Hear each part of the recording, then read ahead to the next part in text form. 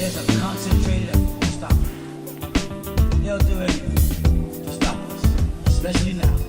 Because where is our opposition? He's been fighting for us for so long. So many schools of thoughts we've been through, yeah, to keep us strong. So tell me, what is it that you're willing to do to make our dreams come true? Yeah, make our dreams come true. Been a long time coming, but now we're here. So won't you stand up and show no fear? For the master, master teacher. Freedom for the master, master teacher. Freedom for the master, master teacher. Freedom for the master, master teacher. 'Cause he's a man of the hour. They kidnapped him for building Tamarae. He put his life on the line for us all. And for the truth, the lies must fade away. Fade away. It's been a long time coming. Yes, let's be strong. For the 7 seals are breaking. It won't be long to make our dreams come true. For a life that's new. Some are called and few are chosen. Said, how about you? For the master, master teacher. Freedom for the master, master teacher. Freedom for the master, master teacher. Freedom for the master, master teacher. Freedom for the master, freedom, master teacher. Freedom for the master, master teacher. Freedom for the master, freedom, master teacher. Freedom for the master, freedom, master teacher.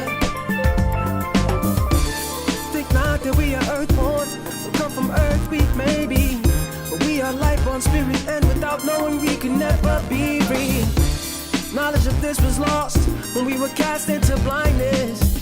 The master teacher came and broke the chains of bondage. For the master, master teacher. Freedom for the master, freedom, master teacher.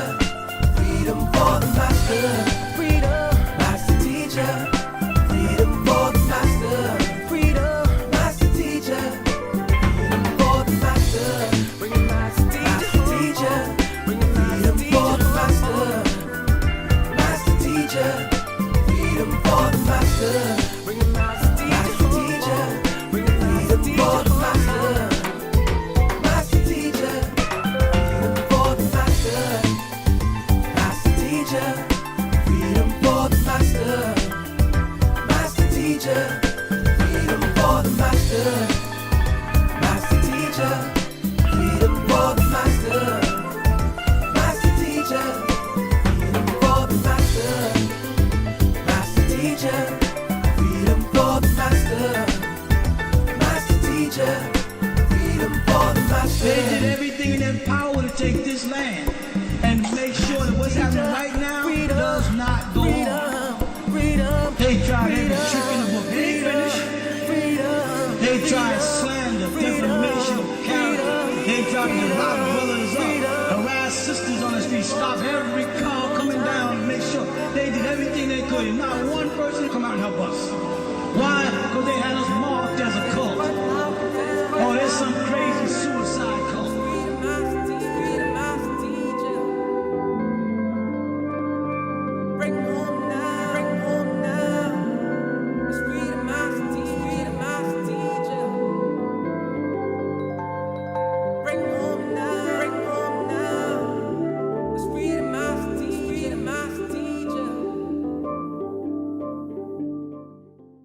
There's a concentrated effort to stop it.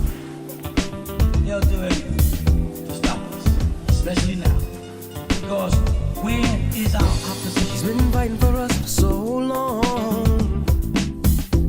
So many schools of thoughts we've been through, yeah, to keep us strong. So tell me, what is it that you're willing to do to make our dreams come true? Yeah, make our dreams come true.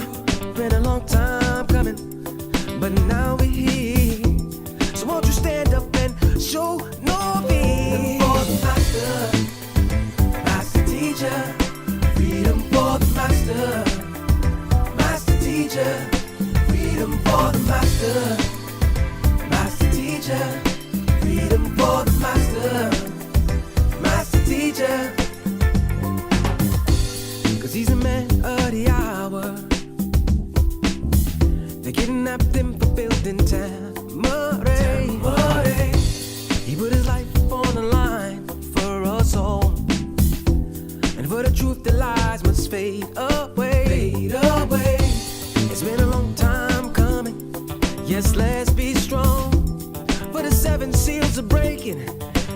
won't be long to make our dreams come true for a life that's new. Some are called and few are chosen. Said, how about you? For the master, master teacher, freedom for the master, master teacher, freedom for the master, master teacher, freedom for the master, master teacher, freedom for the master, freedom, master teacher, freedom for the master, master teacher, freedom for the master, freedom, master teacher, freedom for the master, freedom, master teacher.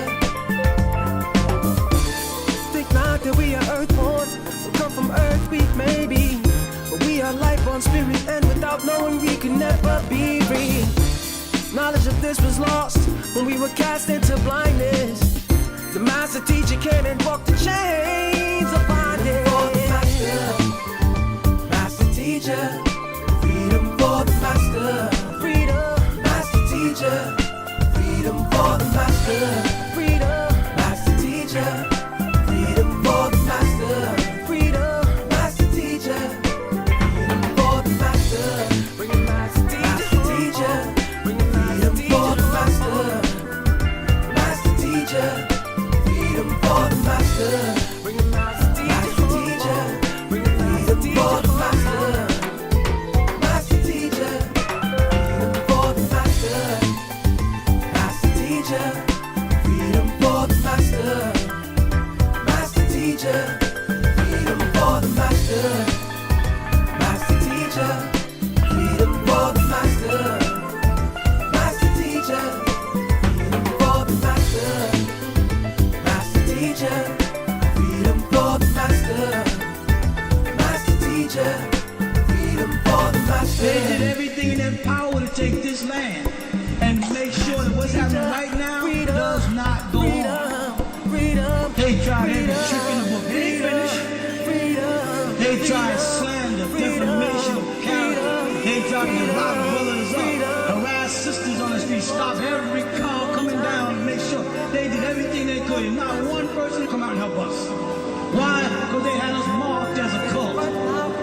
Oh, there's some crazy suicide cult.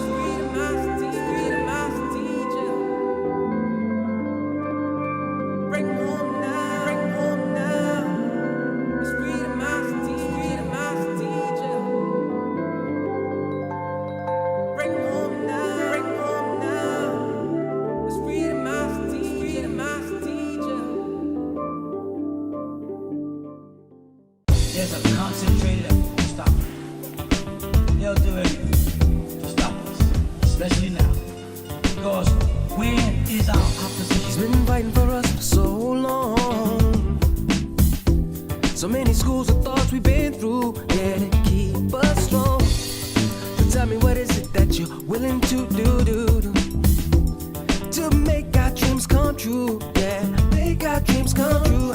Been a long time coming, but now we're here. So won't you stand up and show no fear? For the master, master teacher, freedom for the master, master teacher, freedom for the master, master teacher, freedom for the master, master teacher. 'Cause he's a man of the hour. They kidnapped him for building Tamare. He put his life on the line for us all, and for the truth the lies must fade away. Fade away. It's been a long time coming. Yes, let's be strong. For the 7 seals are breaking. It won't be long to make our dreams come true for a life that's new. Some are called and few are chosen. Said, how about you? For the master, master teacher, freedom for the master, master teacher, freedom for the master, master teacher, freedom for the master, master teacher, freedom for the master, freedom, master teacher, freedom for the master, master teacher. for the master. Freedom, master teacher. Freedom for the master. Freedom, master teacher. Think not that we are earthborn, we come from earth, we maybe, but we are life on spirit, and without knowing we can never be free. Knowledge of this was lost when we were cast into blindness. The master teacher came and broke the chains of bondage. For the master, master teacher. Freedom for the master. Freedom, master teacher. Freedom for the master. Freedom, master teacher. Freedom for the master. Freedom, master teacher. Freedom for the master. Bring it, master teacher. Bring it, freedom for the master. Master teacher. Freedom for the master. Bring it, master teacher. Bring it, freedom for the master. Master teacher. Freedom for the master. Master teacher. Freedom for the master. Master teacher. Freedom for the master. Master teacher. Freedom for the master. Master teacher. Freedom for the master. Master teacher. Freedom for the master. Master teacher. Freedom for the master. They did everything in their power to take this land and make sure that what's happening right now does not go on. Freedom. They tried every trick in the book. They ain't finished. They tried slander, defamation of character. They tried to lock brothers up, harass sisters on the street, stop every car coming down and make sure they did everything they could. And not one person come out and help us. Why? Because they had us marked as a cult. Oh, there's some crazy suicide cult.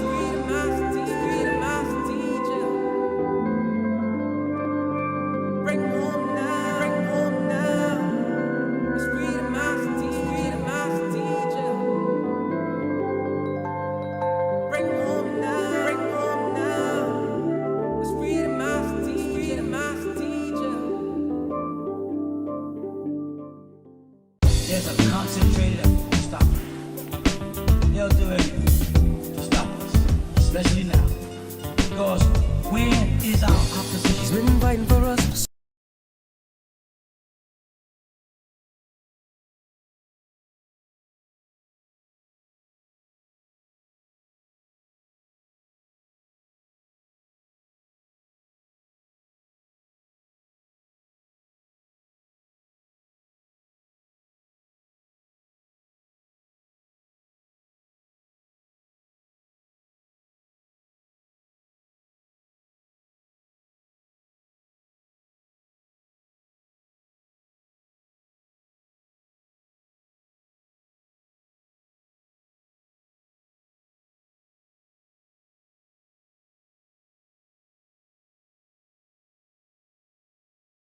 Talk to me. How we doing? Can you hear me now? Wu-Sabat? Why is it doing that? Mike's definitely on you. Yeah. Wu-Sabat, what's happening? Don't worry, we're gonna get straight into your questions today. Talk to me. Can you hear me? Yes. 1, 2. Are we live? Can you hear us? Okay, cool. Alright, let's get straight back into the questions. Chinyere, greetings again. Can you help me understand? What hope is there for females who have lost their divinity due to having more than 4 partners? I'm not sure if the person asking the question is a female or male.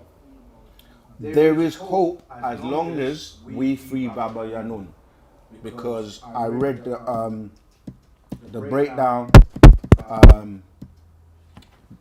the one called, I think, the heart. I'm gonna try and find it, where the master said that. In fact, let me find it, because it answers the question much better than I can by way of Parnabab Yanun. And but as I'm looking for that, in the meantime, we have to remember that when we're dealing with females, and we're dealing with our offspring and the future, we have to be realistic that a lot of what is being taught is really in preparation for the next generation. Yeah, the reading is on the UnitedSabiansWorldwide.com site. When you click on the image of Parnabab Yanun, or click here to ask questions, the reading is called The Heart Seat. Yeah, it's one of the ones on that page. But as you read that, the last line, the number 44, it says, once you have lost your pure, holy, divine seed by having more than 3 males in your DNA, can you regain your divine, pure, holy seed before you leave this life? And the answer Parnabab Yanun gives is yes, you can. Now, you would have to read the whole of that. I'm just going to go through it again slowly, how you get to it. So from the actual UnitedSabiansWorldwide.com website, if you click on the picture of Parnabab Yanun, or where it says click here to ask your questions, you see a number of readings, right? When you scroll down to where you see the eyes, you see a number of readings. One of them is called A Heart Seat. It's quite short. And yeah, read that. And the question, because it's talking about exactly what you're asking about, the females and having more than one male. I don't know if I should read it, actually. I'm not sure if we got enough time. I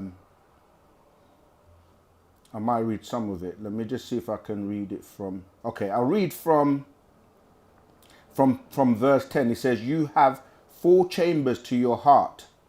This is symbolic of your being. Feelings, love, emotion, and family, and how you affect the future. That was 11. 12. If you have one other male in your life as a mate, and you digest, consume, or absorb his bodily fluids, only that would replace your father's XY, right? Because you already have your father's XY to begin with. 13, his Y will dominate your father's.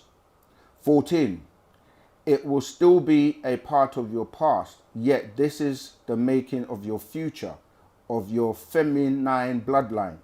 15, so your first chamber of your heart seat is shared with the love of your father and the love of this new XY male, your mate, consort, husband. 16, solar plexus, male, soulmate. 17, so the inner sun's light is still burning bright, and it's even seen in your eyes and your face when you look at that man you love, and your physical body reacts to his presence when around you. 18, you're still a whole female deity with full mitochondrial DNA power. 19, if you break up with this first or second man in your life, first your father, second this mate and your love life returns to the first. You're changed because you took in your second male's XY's Y, his seed. 20, his semen, sperm, and his male testosterone, his male hormones, and that has become part of you and your future DNA wise. 21, and if you meet a third male and become attracted to him and engage in sexual acts with him, and your body takes his XY male hormones, testosterone, semen, and sperm. 22, then a new war begins in your body. 23, the male hormones fight your female hormones. 24, this is why when a male or female decide to try and change genders, they have to take pills and shots of the opposite sex to have physical and mental change. 25, well, this also happens to you when you as a XX female take in many mates, XY into your body.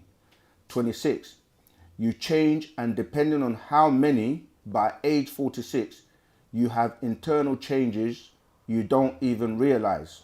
27. Your mind, body, and spirit all become more masculine than feminine. 28. By the time you have taken in 4 men, this is what you're asking, your inner feminine solar light is dimmer and dimmer. 29. You no longer know how to love or truly feel. Devotional love or true emotional love. 30.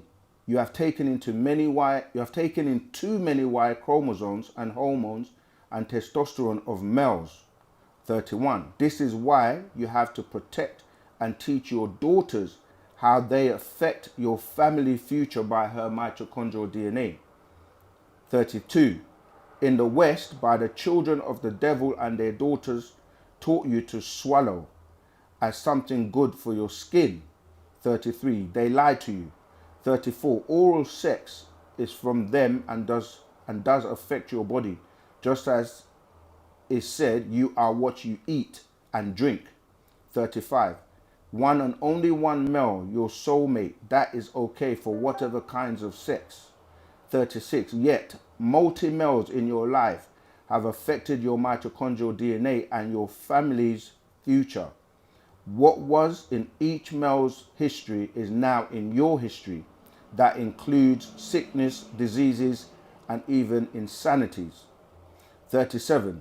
The Western world and their lack of morals, free open sex with whomever, has affected our whole Salao race by getting the cursed seed of their women genetic markers, mark of the beast, while their women is ever ready to drink a black male's divine seed.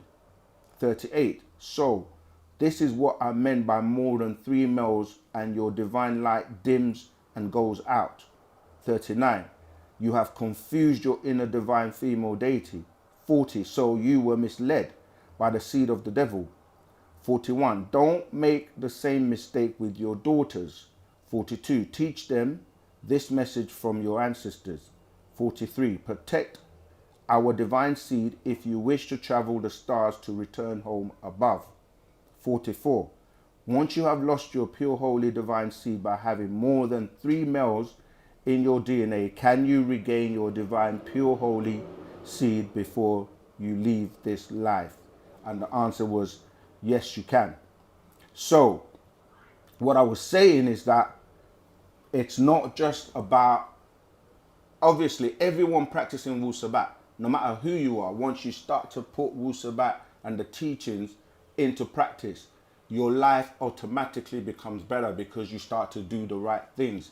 You start to behave and act properly, and it takes time for you to basically get rid of the disagreeable things you've been doing. And yes, you can say people have made mistakes, but there is still an opportunity by way of rituals that these females will have to partake. Wu-Sabat is very serious for those who are really serious about transforming. And that's why we always express that you have to come home, come in, come closer so that you can partake of some of these rituals that are enacted to help you transform yourself. All right, so it's not just about the females either, because I know that's why I was asking. I'm not sure if the person asking the question is male or female, because the male are just as bad, because you have to remember that the female's an internal being. She takes in, and the male is an external being, right? So for the females, the divine feminine, and when we say divine feminine, it's really talking about those who have actually kept themselves, pure. And that's why we're saying this has to be implemented and instilled in the young daughters. That's why the master just said in that reading that we have to teach our daughters this, so that from generation to generation, they will not make the same mistakes that the elders have done in the past. And why we say, if you read the Lotus of Life, on the Sacred Feminine by Parnabab Yanun, that is an essential reading for everyone, both young males and females, as well as the adults, because this helps the adults to know how to groom the young children. And that's why in Wu-Sabat we don't have boyfriends and girlfriends, because that's what it leads to. It leads to the females taking in too much genetic material from males, and because she's a divine being, it affects her differently. And you know, it's important to teach them this right from the beginning, that it's okay. In the past, right, it was something to be proud of to retain your virginity, yeah, and you know, but now it's almost like peer pressure, and everyone wants to say, oh, you know, if you haven't, you know, entered the pleasure palace at an early age, then you know they will make fun of you or whatever, and it's become like something that is frivolous, you know. And nowadays, it's funny when you look at if you look at how women used to dress, even like in the Victorian days, right? They used to wear, if you ever do some research, you'll see they used to wear like the clothing underneath and then put these gowns over them. And obviously, you know, those big gowns that used to kind of like cover them down. And when you look at the way people are dressing on the street today, it's like they're wearing underwear. Like when you look at what they're wearing, it's almost like literally, if you compare to the past, what women used to wear to what they're doing now, it's literally like, and not to even start to talk about thongs and all of that showing, it's like, it's become so degraded in the way that, and because it's made fashionable, because it's made like it's normal, you can't speak to females about certain ways of the way they're carrying themselves. That's why Wu-Sabat teaches the female how to carry themselves, how to dress, and also the males, because you know it's not just one-sided, it's both-sided. That's why I said that, you know, the Lotus of Life on the Sacred Feminine by Dr. Malachi Z. York is an essential read.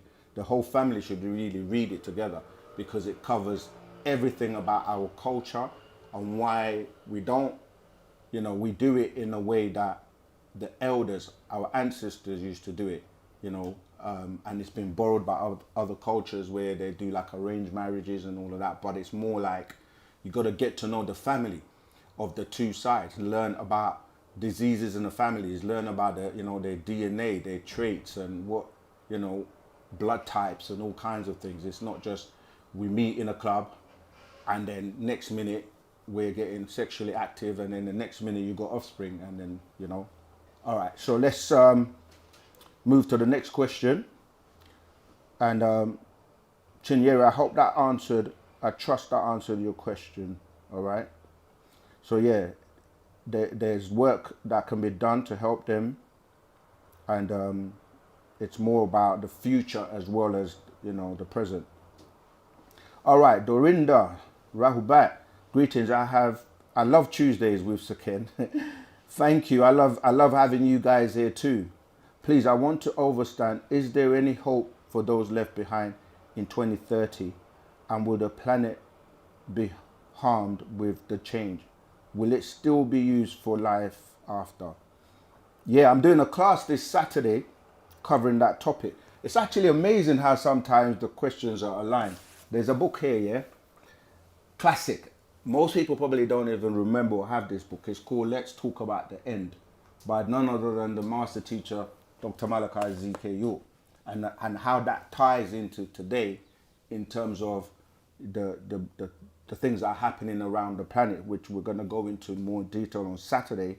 But to answer your question, one of the things with us as a people, we worry, or not worry, but we focus on the future as opposed to the present. But in our doctrine, we emphasize now, because what really exists is right now. So if we need to do something right now that can help us prepare to maybe even change the fate that may, you know, befall us, if we don't change the course of direction or our action, but we will wait and focus on, you know, the future. Don't get me wrong, the future is important, but the future is predicated on what we do now. So, when you say, is there any hope for those left behind? I mean, it all depends on what takes place, meaning that the state that the planet may be at that time. You see what I mean? It's like, and I think just on the tail end of last week's live, somebody asked a question about, you know, what would happen to people, etc., etc. And I was like, you have to understand that in the scriptures, etc., the religious books, they talk about, yeah, because somebody was asking about the fires, and I was saying that in the scriptures it talks about God making a promise that he will no longer destroy the planet by water, right? But with fire. And when people think about, like, for example, the Noah story, they don't realize that the Noah's flood was like the fourth time, or the fourth destruction or flood. They think that was the first one. And I've pointed out that even Genesis, you start off in Genesis with a flood. Yeah, because when you're reading that it was boho and toho, and that it was void and darkness, and there was really no land. It was just the deep. That's telling you about water. And that's why we posed the question to say, well, who is talking in Genesis, telling you the story? Or it's like giving you he's narrating the story, you see. So there are crafts ready and waiting to pick certain people up if the planet gets to that point where it's completely impossible to be habitable. So when you say, is there hope for those left behind? It depends on what happens, how much destruction is taking place, because in the past, certain places were destroyed and others, because of, like, if it's, for example, if it's atomic weapons or, you know, radiation that comes from these types of weapons, you can't even breathe or survive on the surface. Why there were caverns, right? We speak about the center of the earth, Shambhala, and there were caverns and caves within those caverns, just like people now having bunkers, right? Equipped with everything you need to be able to survive for long periods of time. You can relate this to when the bombs were dropped on Nagasaki and Hiroshima, right? Talk about 1945 of the wars, right? The radiation, wow, the time is now 1919 on the 19th of, yeah, that's interesting. But anyway, I'm basically saying it all depends on what takes place, the meteorites that hit, or if it's war to the extent where nuclear weapons have been used, and yeah, those are taken away, will be taken away on crafts, okay? Because people always say things like, oh, how are we going to get away? But to get on the craft, you have to be one of those beings that is chosen based on your development, how you transform yourself, right? Your aura will tell who you are and what your vibration is, you see. So if you're fortunate enough to make it to the point where you get your barythry gland reactivated or reinserted, then, you know, you're in a different league. So it all depends. When you say for those left behind in 2030, and will the planet be harmed with the change? Will it still be used for life? Again, it depends on where, because like I said, just going back to the bombs in Hiroshima and Nagasaki, those people, they went through hell, and the ramifications of that till this day has affected certain people, but it wasn't the entire planet.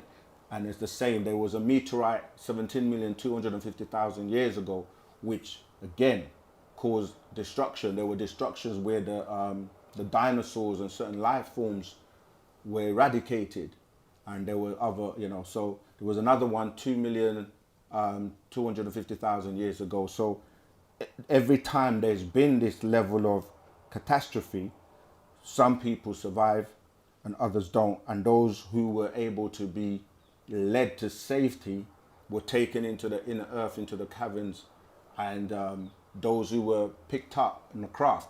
Like I said, the Noah story was about a craft, and that craft picked up a number of people that were hovering above the flood. You see, so there are always options for those chosen ones. That's why many are called, few are chosen, because it's really down to how much work, how much you want it. So if we want to change our fate right now, the most important thing, and even when we as those in the know tell our people what to do, they don't do it anyway. So you have to remember, people always think, and this is something I've found, like if we want to get something done, we may have the numbers, but how many people would actually do what is requested? And the thing is, many people think that somebody else is going to do it, you see. So if everyone's waiting for somebody else to do it, then what happens is very few people actually do anything. They don't mobilize so that we can avoid and have certain things in place, so we won't be talking like this. Right now, there are people who are preparing, who have bunkers with food stored for years even. Air conditioning, in the sense of that can control the atmosphere, guns, everything ready. And I'm not promoting, I'm just saying there are movies and documentaries you can watch where people are preparing, because we're in a situation where there's talk of wars, there's meteorites, they're talking about coming here to hit the planet.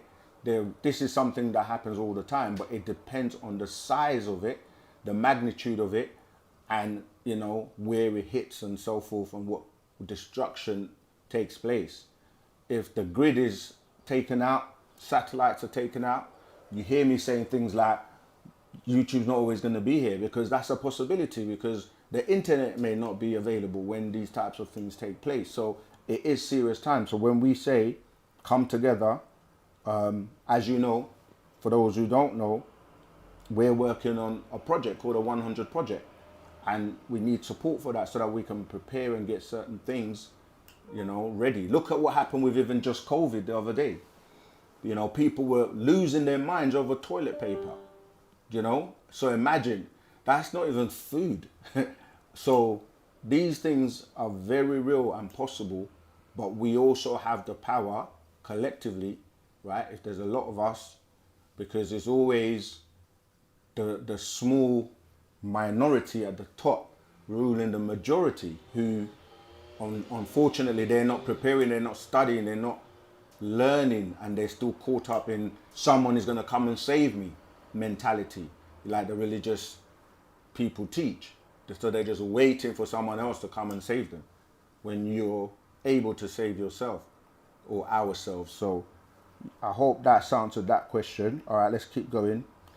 Ubura Rahubat, watching from Delta, Nigeria. Good to have you on board, Rahubat. Okay, question. Should our brothers and sisters living in the West migrate back to Africa because of the disaster the West will face from now to 2030? Yeah, it makes sense.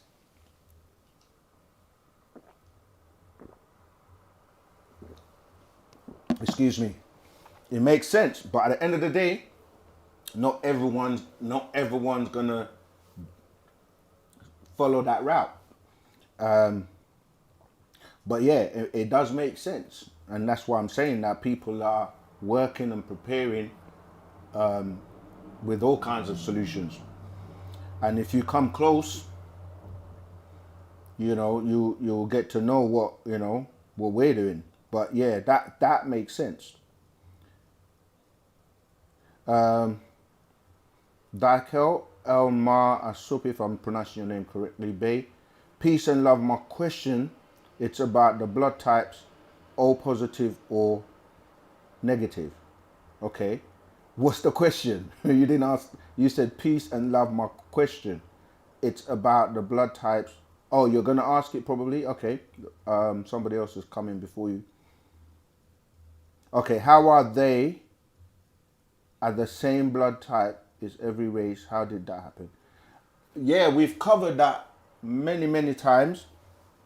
Originally, there were only positive blood types on the planet, and There's a book we've got called The Muslim's Creed that goes into that in detail, but and other books as well. But originally there were only positive blood types.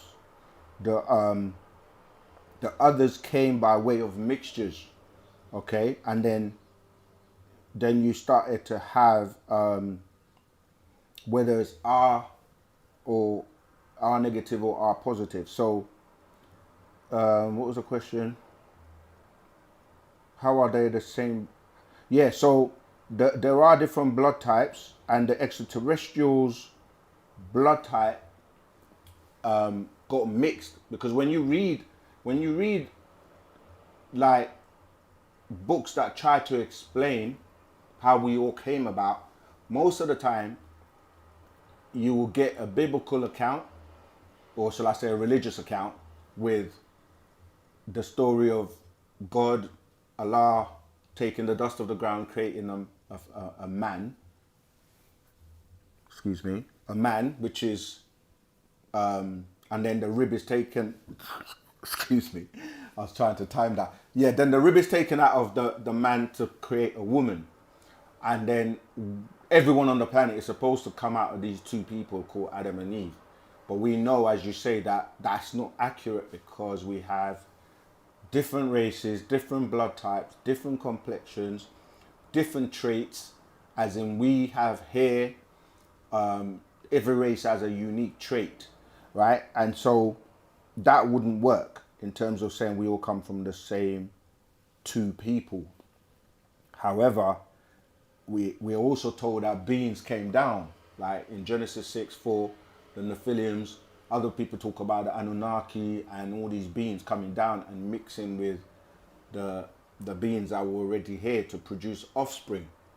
And that's how the different blood types and different races came about, because of hybrids from other, like shaggy beings from Sirius, or like we talked about the Anunnaki, or do you know what I mean, the Pleiadians, and beings from different star constellations coming here.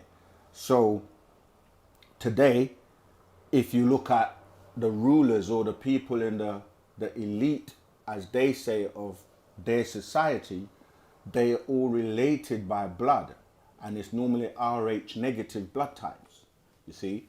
And now, because of the mixtures with, you know, what people may know as the slave trade, which we know was a kidnapping because of the blood, because blood plays a major part when you start to study hemophiliacs and study the fact that certain races couldn't keloid and they needed to mix blood with the negroid.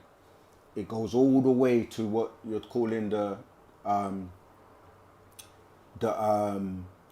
vampires, and the, you know, the whole thing that we teach about Dracula, even though it's made into a movie, it's talking about a being that comes out at night because he can't take the sun, because he lacks melanin, and that he needs to drink blood and subsist off of people's blood. Everything comes down to the blood. And so they keep the bloodlines within particular families that rule the world.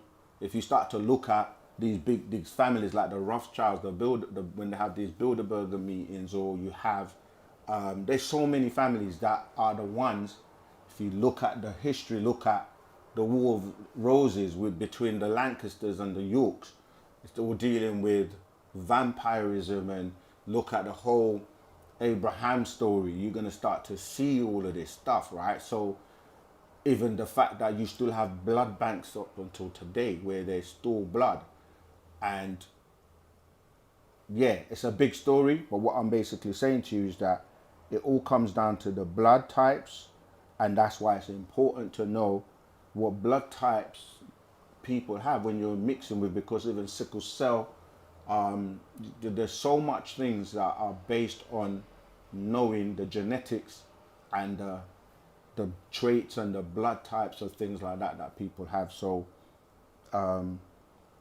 yeah, that's how we got to that. Okay, let me go back because I had to jump to answer your question. I'm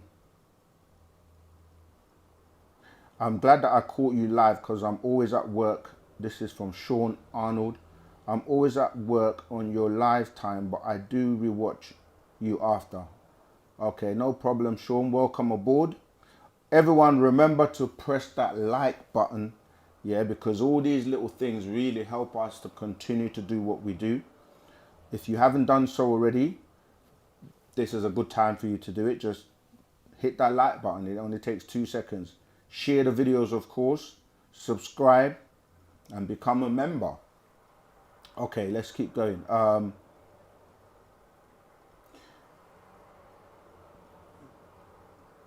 Okay, someone was answering, April was answering the question I already did. Okay, good. It was just saying that, yeah, you can regain your divinity, and yeah, it's about stopping the crap right now. Stop sleeping around, do all the cleansing rituals that we have. Okay, Atum Rei Kamet, Rahubat Muesar, Wul Nafir Masut, Nakukarod Kaum, Arod Kum Kawes Wu Ashuk, Haradum Lahe Pala Nabab Mulmad, Baba Yanon Haradum, Biye, Tulsa, Oklahoma, USA. Yeah, nice. Rahubat family, and good evening.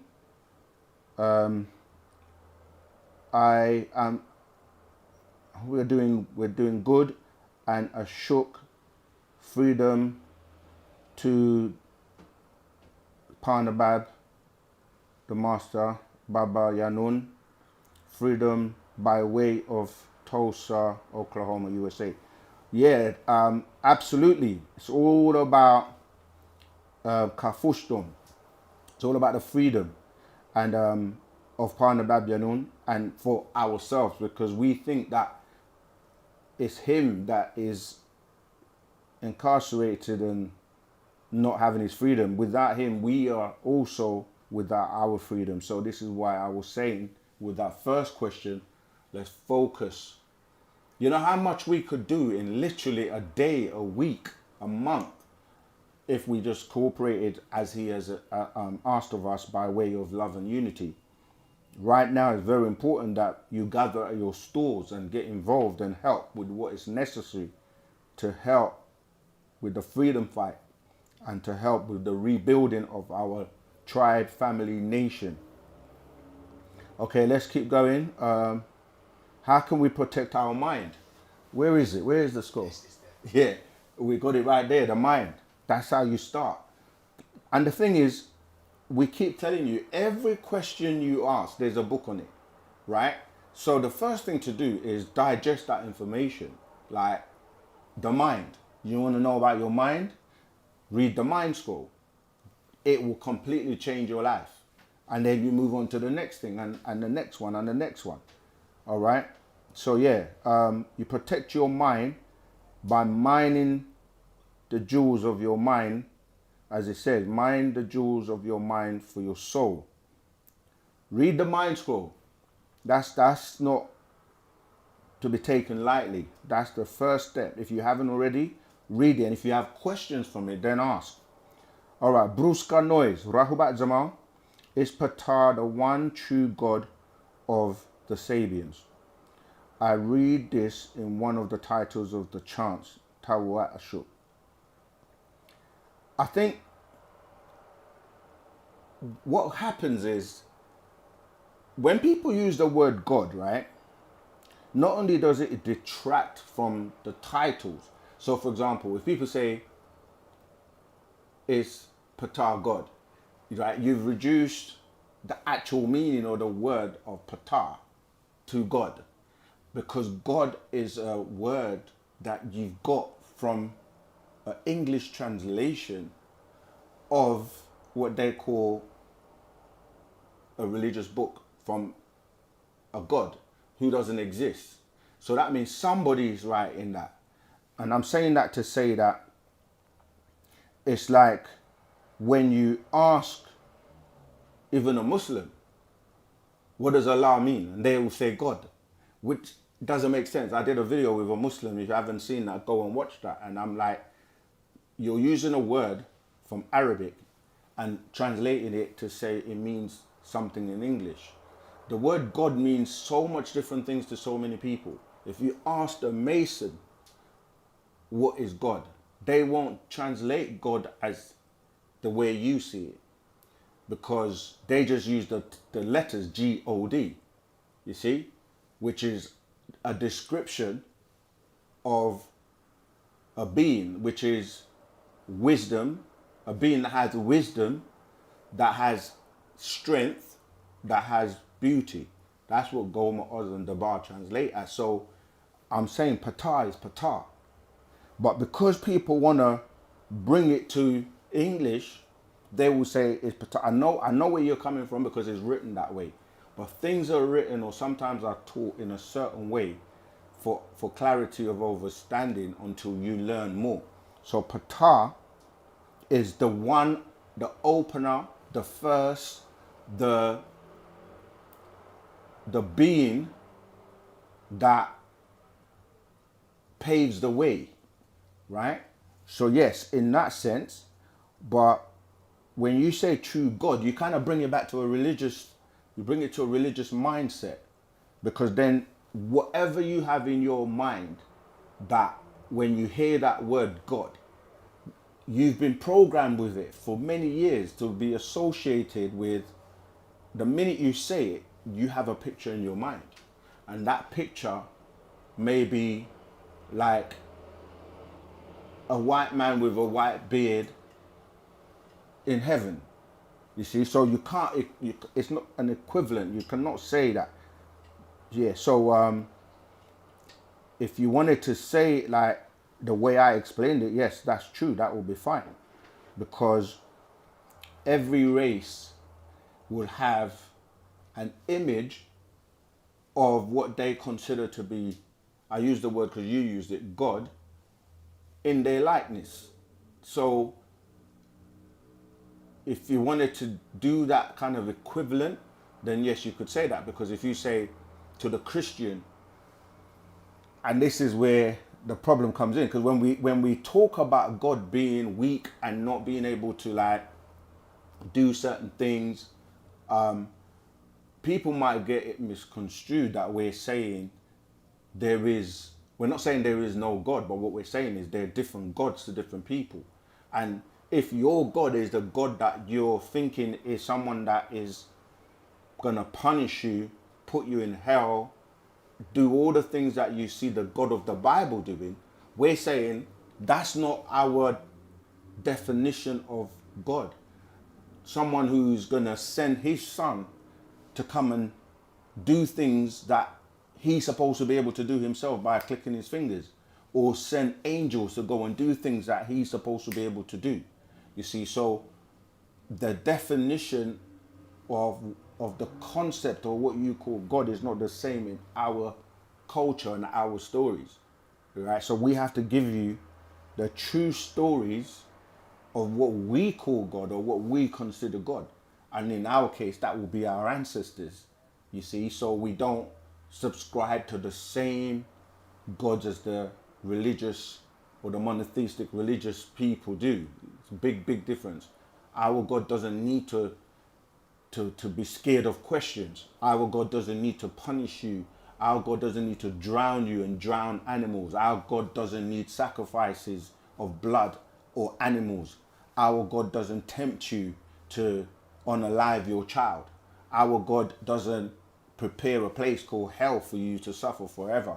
That's not a loving, caring God. And when you see these things being done, then you have to say to yourself, what kind of being will do that? Then you look on the planet today and you see the people that follow that type of a God, they doing the same thing in terms of, you know, the warring, the divisions, fighting amongst each other, you know, and on and on and on. So yeah, the Wu-Sabat way or culture and our deities are completely different, all right? So I hope that answered that question for you about Ptah. Thank you so much for your response. All right, no worries. Who's next? Atumre. Okay, Atumre Kamek. Greetings, family, and good afternoon. I wish you all well and divine love, freedom for the master teacher. Pardon. Oh, that was translation. Yeah, I did my best, and we're on point. Yeah, well done. Can't hear you guys. Oh, we covered already. I hear about beings. This is Check Chaser. I hear about beings headed to Earth this November. I doubt anything from the news nowadays. I believe Wu-Sabat. Do you know of this, and are these the beings you spoke of in Food for the Gods? Again, beings are already here. They've been here. Some are coming. Beings come and go all the time. But yes, there are many extraterrestrial beings that have plans and agendas for this planet. So yeah, it depends on where you're saying you heard it from, because we don't get a source. And with Wu-Sabat, we always encourage people to tell us where did you hear this from, who's saying it, why are they saying it, and but yeah, we've done a whole video on aliens and the beings that are here already that you know, are ruling the planet pretty much.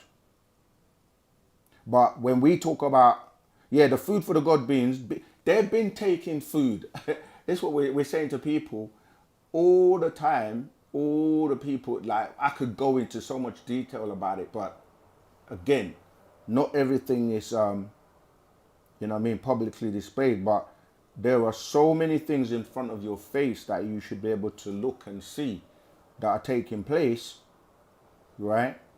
Missing people that never get accounted for. People that are being, you know, transferred from one place to another, to, you know, where no one knows them, no family, nothing, and people disappearing all the time, you know. So the Food for the God doctrine we've been teaching, in fact, Partner Babylon was the first one to start teaching about it, and as usual, whenever he teaches us something new that no one else is teaching on the planet, people might not take it seriously at first, but as time goes on, you start to see it. You know what's actually amazing? If you go on YouTube, on the internet, and search, you will find that a lot of the things that we teach, that we've been teaching for years, many other people are teaching it now. But the thing is, when we were teaching it, it was like we're crazy or we're something different than when anybody else is teaching it. So what we're saying is, just do your research, Google, check things out. Okay.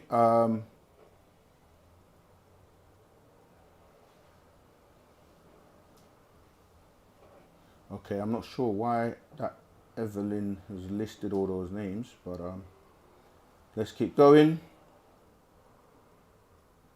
There is an echo. Is that still going on? No, okay, we fixed that. All right, cool. All right, what's the next question?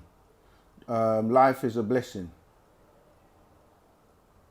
Does the universe work as space-time or consciousness? Thanks in advance for your reply. Yes. But the thing is, let me see if I can explain this. Yeah, okay, let me explain it like this. You see, there are formulas, right, in things. And when you are in tune and you learn the formula to something, that formula generally aligns with everything else. What do I mean? Like, for example, if you learn music, if you want to learn music, because music deals with what? Tones, frequencies, and vibrations. And you have what they call a scale, right? We did a video where I was explaining about levels and scales. If you haven't seen it, it's coming out soon. But the point is, those 8 notes, right? Do, re, mi, fa, sol, la, ti, do. The do is the beginning and the end, because it's a cycle, right? Because there are 7 notes plus the octave, which is the 8th note, and then it starts all over again. Now, if you master those notes and understand that each one of those notes is in the position, let's say we'll call that position major. You can have, and that relates to life in the sense of you can be positive one day. I done that the wrong way around. Negative one way and positive the other day. So between those two states of happy and sad, it's the same when you look at a note, right? So one note can be flat or sharp.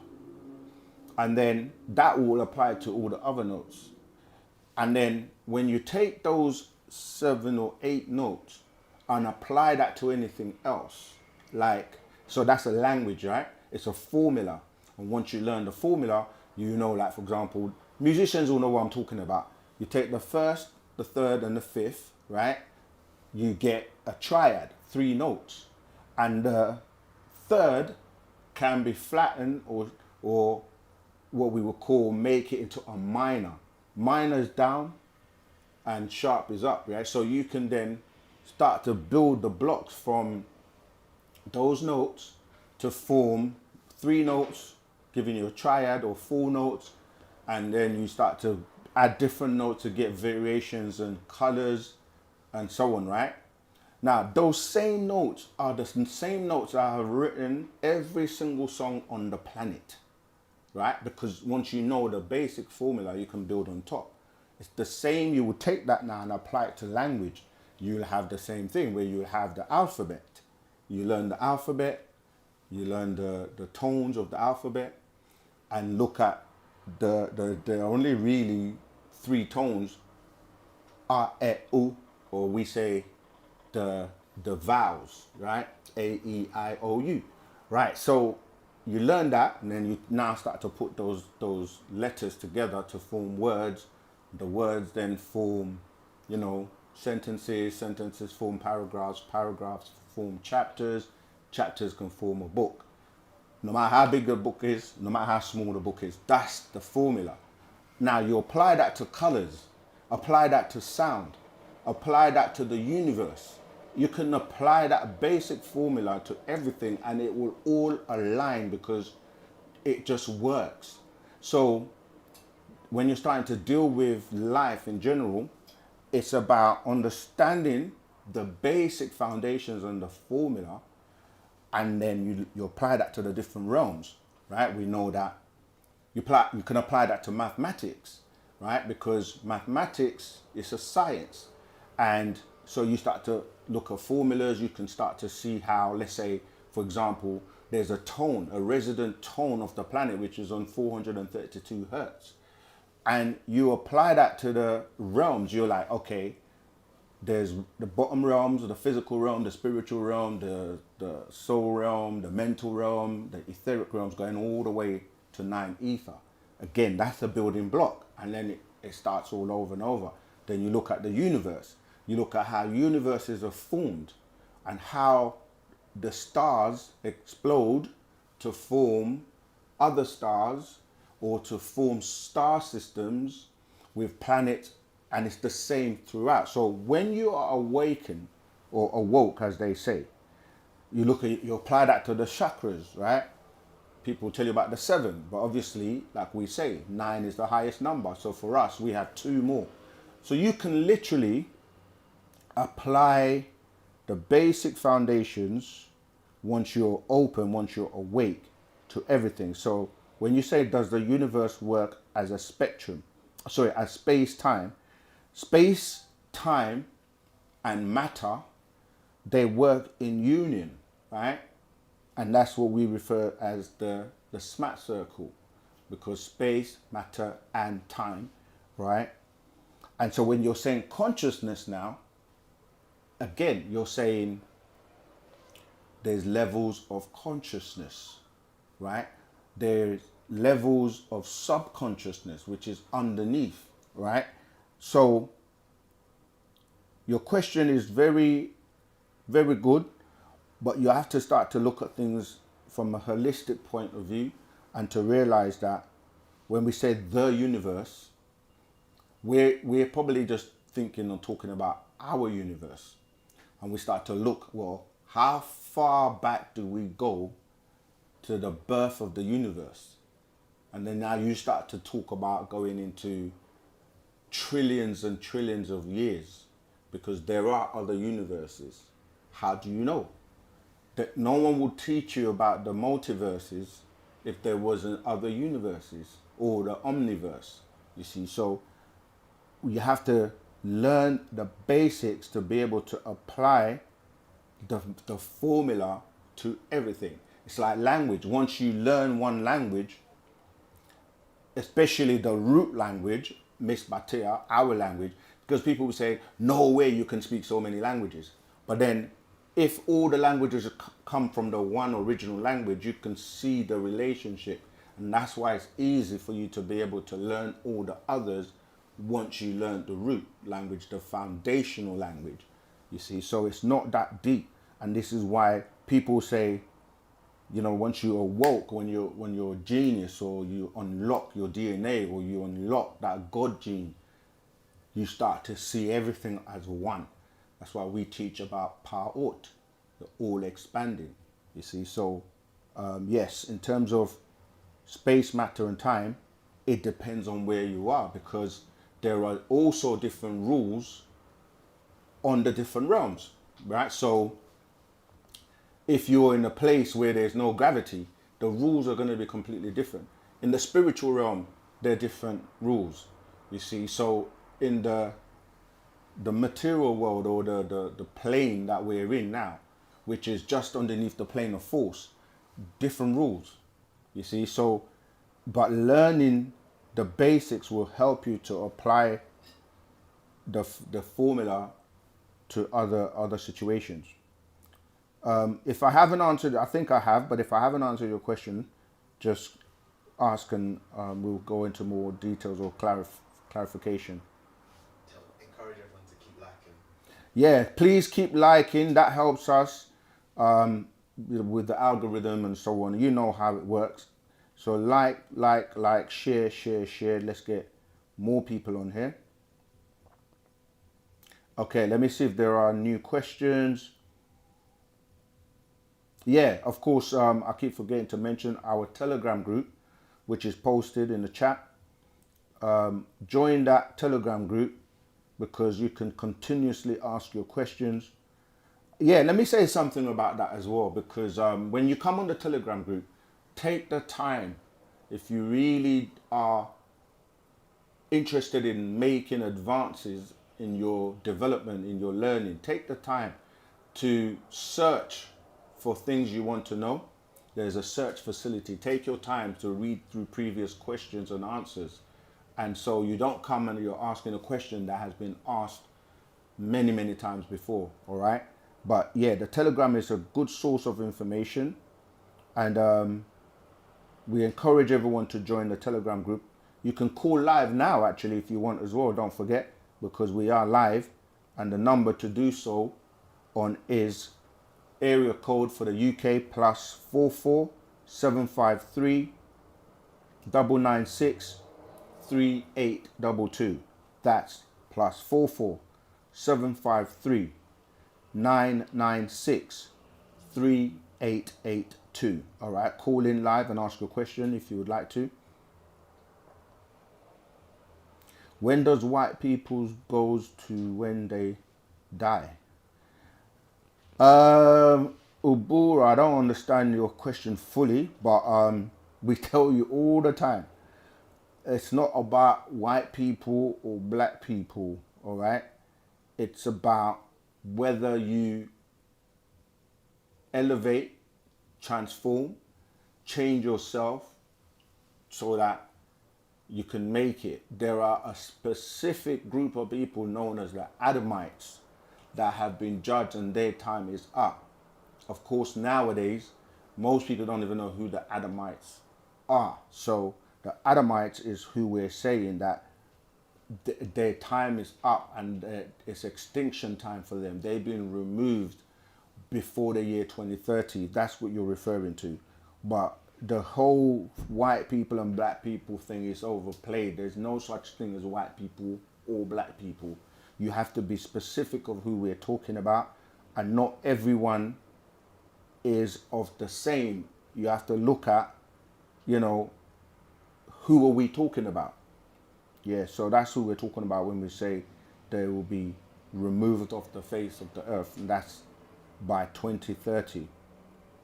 And a lot of things are going to take place before then, which will affect anybody if you're not in the right place under the right guidance and protection, which of course is Wu-Sabat.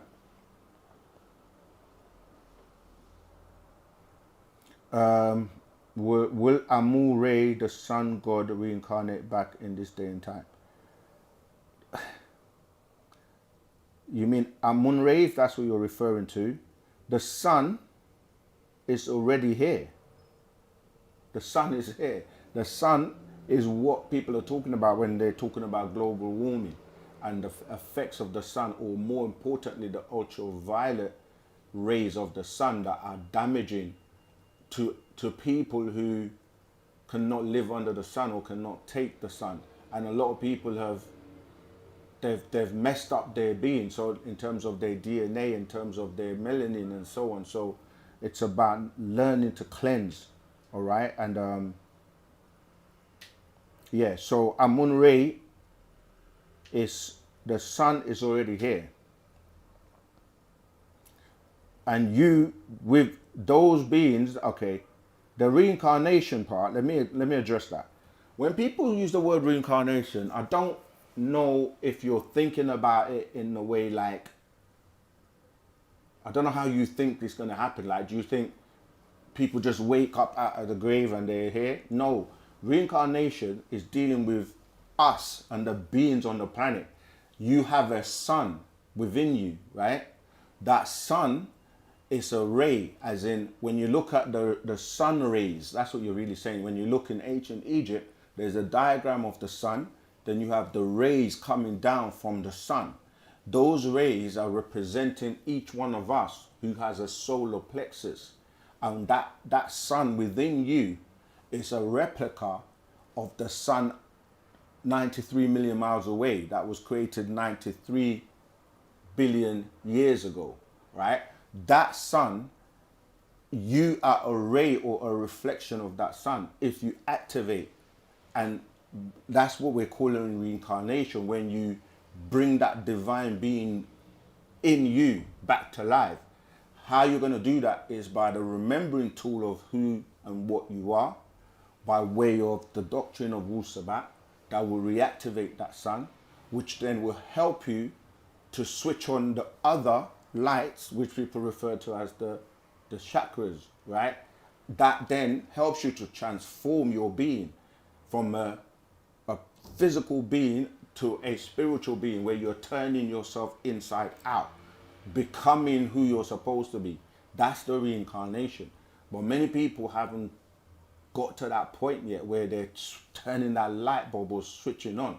That's what Wu-Sabat is here to do. And those who are listening to the videos, watching the videos, studying, we know people that take this seriously, that have been with us, supporting us from the get-go, and they're actually studying the scrolls so they can turn themselves on or reincarnate. And to do that, you have to stop the things that are making you stay on low vibration, stopping you from elevating into the divine being you're supposed to be. But everyone has the opportunity and the choice. If you don't do it, you've judged yourself. You see, so the beings on the planet worldwide that are actually, many people use terms like the Christ consciousness, the dimensional shift, the awakening. You know, many people are waking up and reactivating, and then they start to remember who they are. Remember, the word Re or R-E is the first part of remember.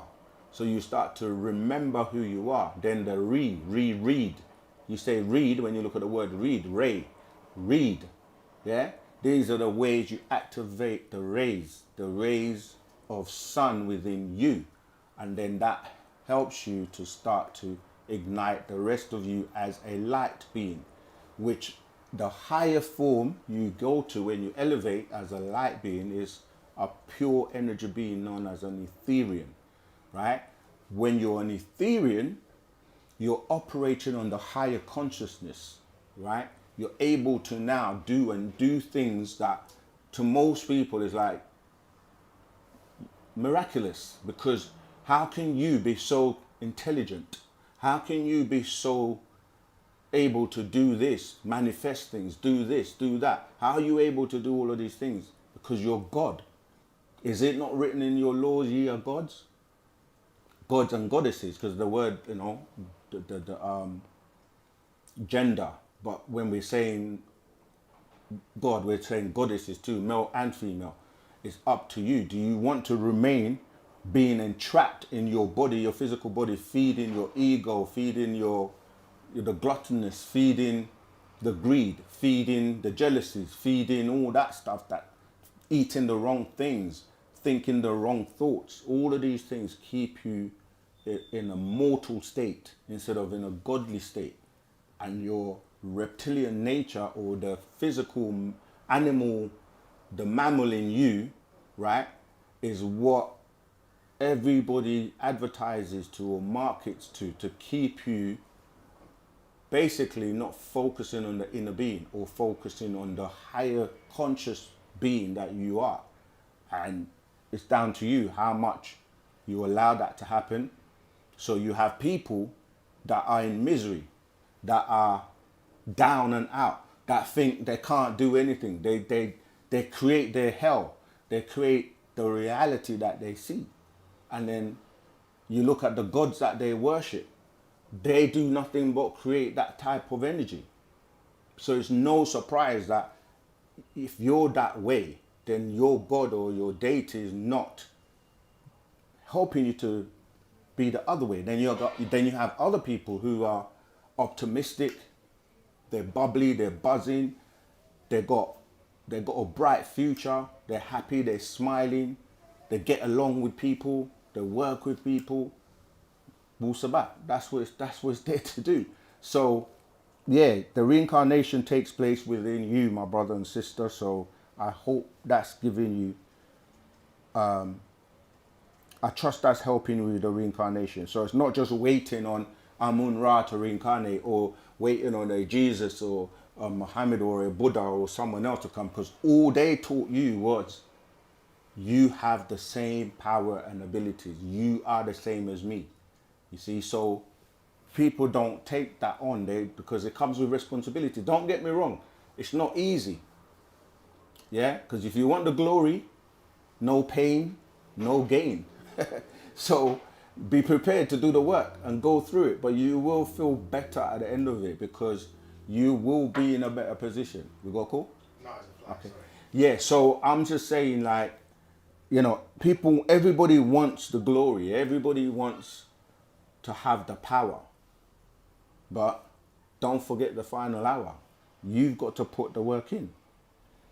You know, I think Lauryn Hill said that. You can have the money, you can have the power, but don't forget the final hour. You know, you got to be ready. You got to be prepared. And we're here to help you. That's what we're doing. But, you know, you got to do your part. All right. So everyone's welcome to join the Telegram group. All right. Ryan Lewis. I heard on a medical research theory that the first baby born leaves its DNA in the womb forever, and a small percentage of its DNA is carried on to any baby born thereafter. Please input. It's not please input. If you're asking us a question, you're asking us a question. The DNA comes from the father, so the father leaves their DNA. This is what I was reading at the beginning when we were saying that when a female mixes with a male, it actually leaves an imprint of that male within her. And so when she, say, maybe meets another male and has a child, this is what the master was teaching us. That becomes known as a 3-parent birth, where you have the first mate of male's DNA plus the females, and then the second male.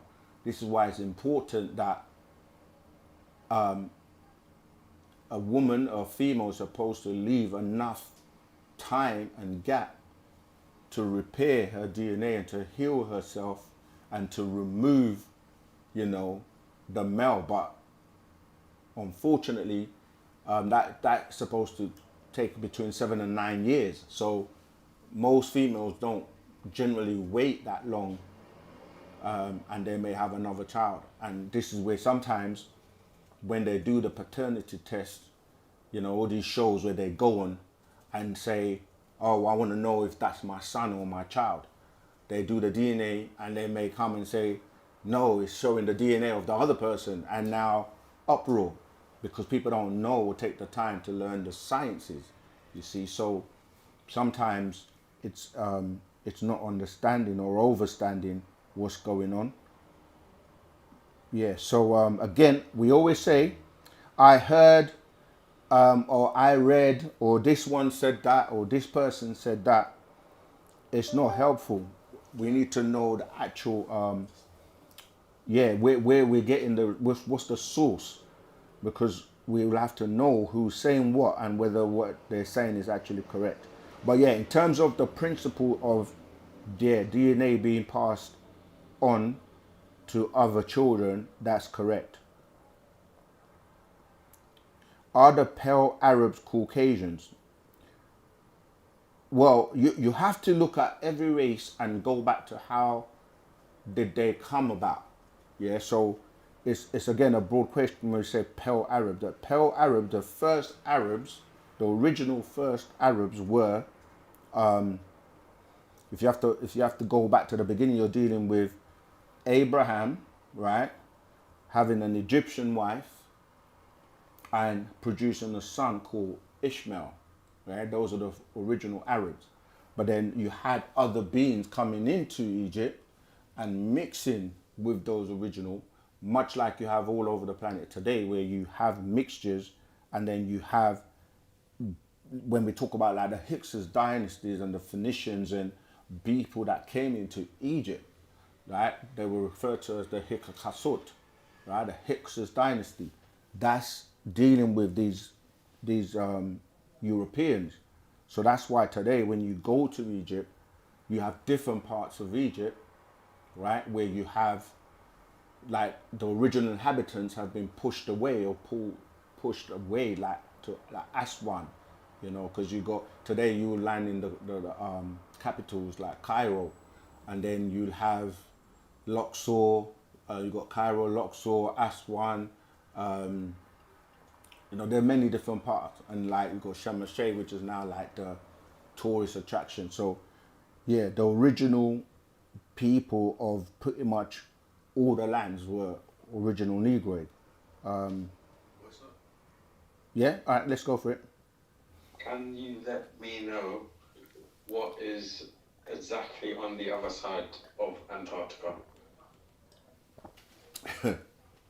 That's funny. Exactly what's on the other side. Like, it's funny. Yeah, I'm gonna go into a bit of that on the class on Saturday because that class goes into some of that. But I play it again, yeah, just off the speaker. okay, I think I heard it though. Can you let me know what is exactly on the other side of Antarctica?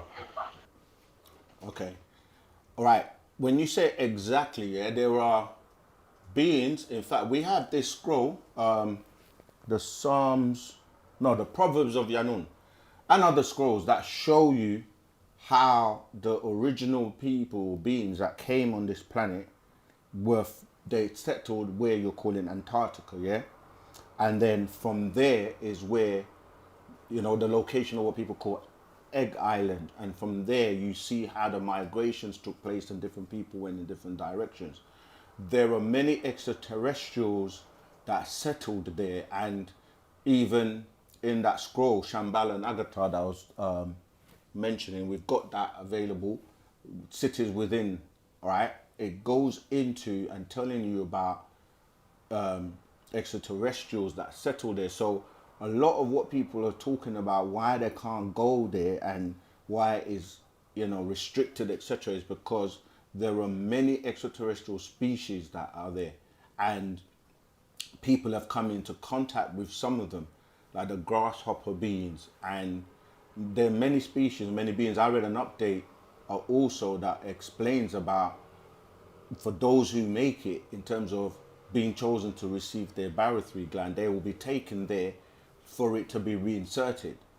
When you look at what was going on with Hitler, for example, even in the wars I mentioned about, 1945, it's because he was in Antarctica because he was given technology and he was developing crafts, right? Flying saucers, and he was met, by the beings from Aldebaran, like the Ashtar Command. So there are many different species that reside in what people are calling Antarctica. That's why there are different entrances as well into the center of the earth. So crafts will go in from the North Pole and the South Pole, and they will go into the caverns, or they will go to Antarctica. And even when we had that whole thing with the orbs last year, right? A lot of sightings were seen around there. So when you say exactly, I mean, there are videos now that have popped up. Some of them are suspicious because you can tell there's AI involvement, as in, the videos seem to be a little bit doctored or whatever, but they're showing you people that are supposedly on expeditions and going there and discovering all kinds of things, you see, because a lot of civilizations, or a lot of sites that were being built were with the ice age, and certain things like were covered, and they're now being uncovered, or they say discovered, but they're being recovered. And so things are going to be more and more exposed. People are talking about the pyramids now, and how they go into, because even the master teacher in the book, I think it's Shambhala Nagata, he's explaining how the step pyramids also went down into the caverns. So when you say exactly, there's a lot of information and a lot of things that you can find there. And with more and more exposure between now and 2030, a lot of things are going to be revealed. But read the scrolls and you'll find most of what people are saying they're discovering now are things we've been teaching about for 30, 40 years. So I would say, read some of the scrolls and you get more information. Another one. Okay, let's go for it. Raubat, freaking second. This is Estim Butuma from South Africa. I've got a question on the book of Genesis 1:26. What does the phrase "let us make man in our own image" signifies? Because clearly, when with the moment you say us, that is not just one being that is there. Clearly, that there is just more than one being. And remember, this is a beginning of dome. This is a creation, as the Bible stated it. I just need a clarity there on that first question, sir. Second question. I'll let you do the first one. Yeah, he kind of answered his own question, but because he said Genesis 1, what? I think 126. Butuma from South Africa. Genesis I've got a 126. question on the book of Genesis 1:26. Yeah. 126. Yeah. Okay, let me just pull it up and read it. Genesis 1:26. All right.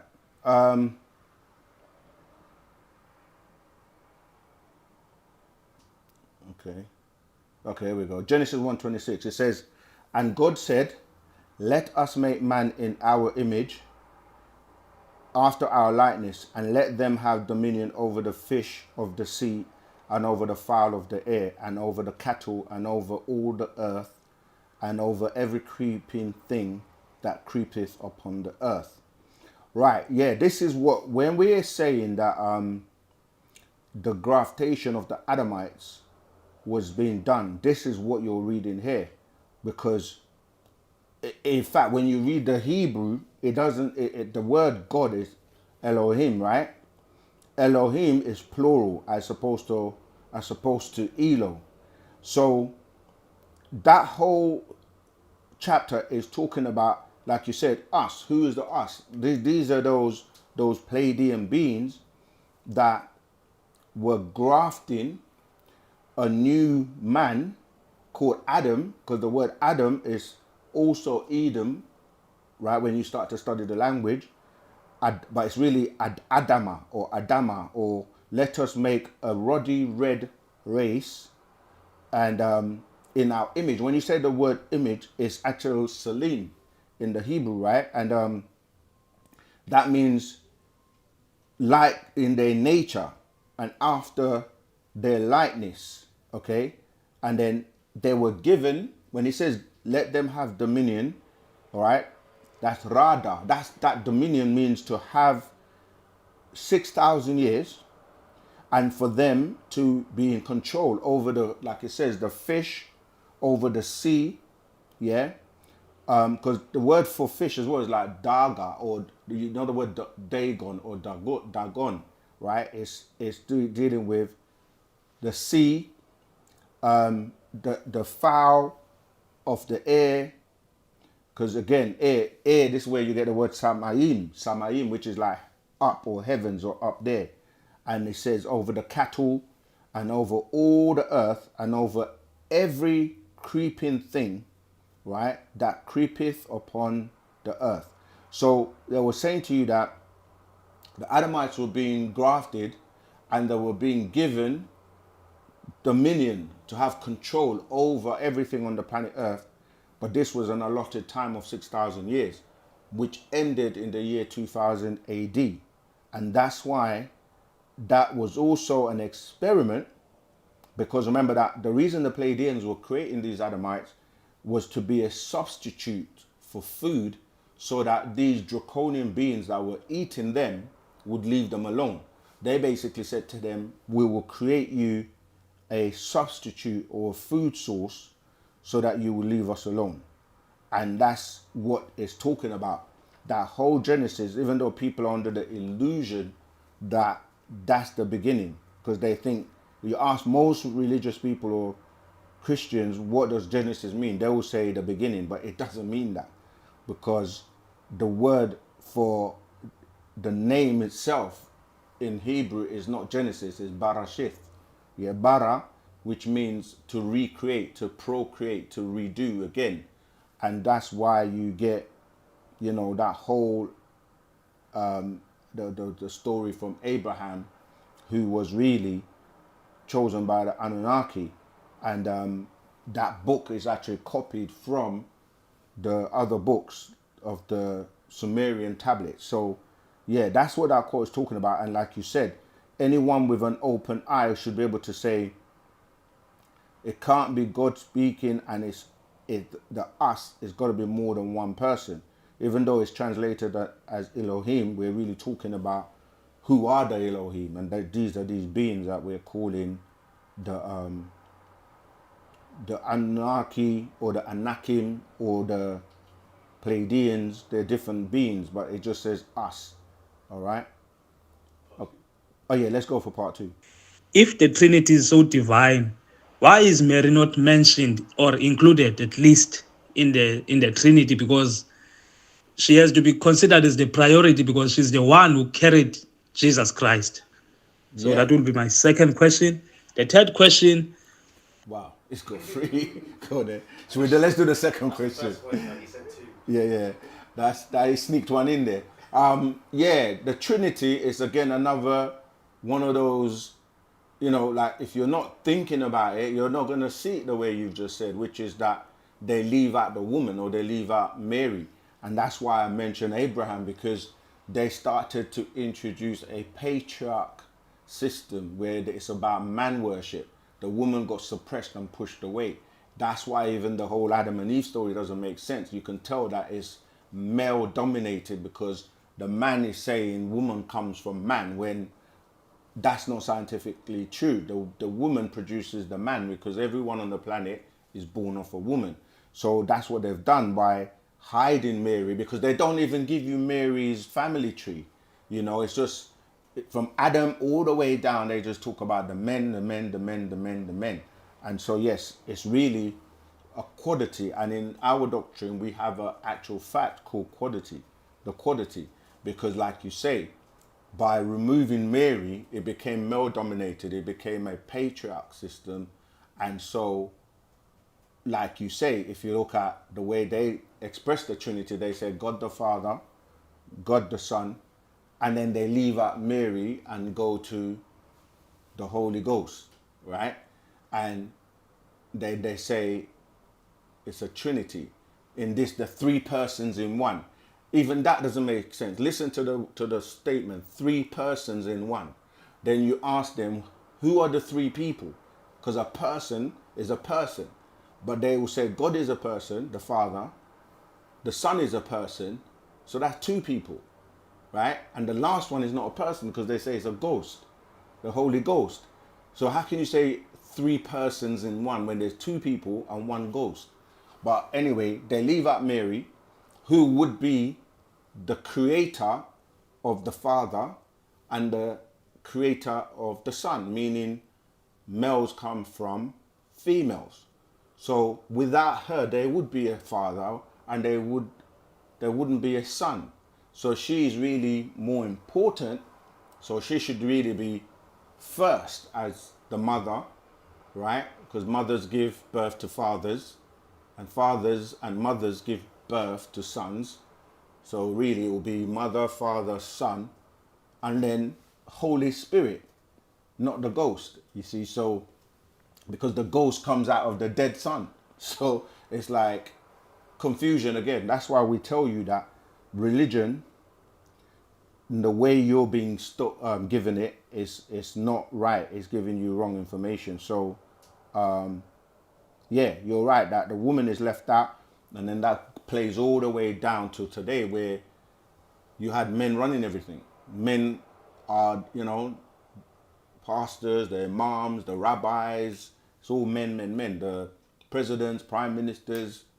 I mean, it's only up until recent times, after the year 2000, when their dominion was up, that you started to see the women's time, because we're living in a divine feminine era now. So the women started to come back into their power, and with Wu-Sabat, we're giving them back that divinity to be who they truly are as the goddesses of everyone on the planet. All right, let's go to the third question. How is the serpent gets the ability to speak in Genesis 3? Yeah. How is the serpent gets the ability to speak in Genesis 3? Yeah. Last question. What? Oh, he's got another one. On man. And that's the first voice note. Okay. He sent 2 voice notes. Okay, so How did the serpent speak? yeah, that's a good point, because we tell people all the time that these books are very bad mistranslations. Yeah, because Genesis 3:1, like it starts off saying that the serpent was the more. It really, depending on which version you read. This is the King James version. It says Genesis 3:1. Now the serpent was more subtle than any beast of the field. That should already ring a bell, because it says he was the most subtle, right? And as you read in certain translation, it's saying subtle, the word subtle, or he was cunning, right? If you read the whole of Genesis 3, subtle than any beast of the field which the Lord God had made. So they're basically telling you that God made the serpent to be the most trickiest and subtle and cunning beast than any other beast that he made. And he said unto the woman, you have God said, ye shall not eat of every tree of the garden. So one, they call it the serpent, but in real life, the word is not serpent in the Hebrew, right? It's actually nakas, but they say nahas. But when you look into the word, it was not a snake. It's the nahas. Nahas means to whisper, yeah?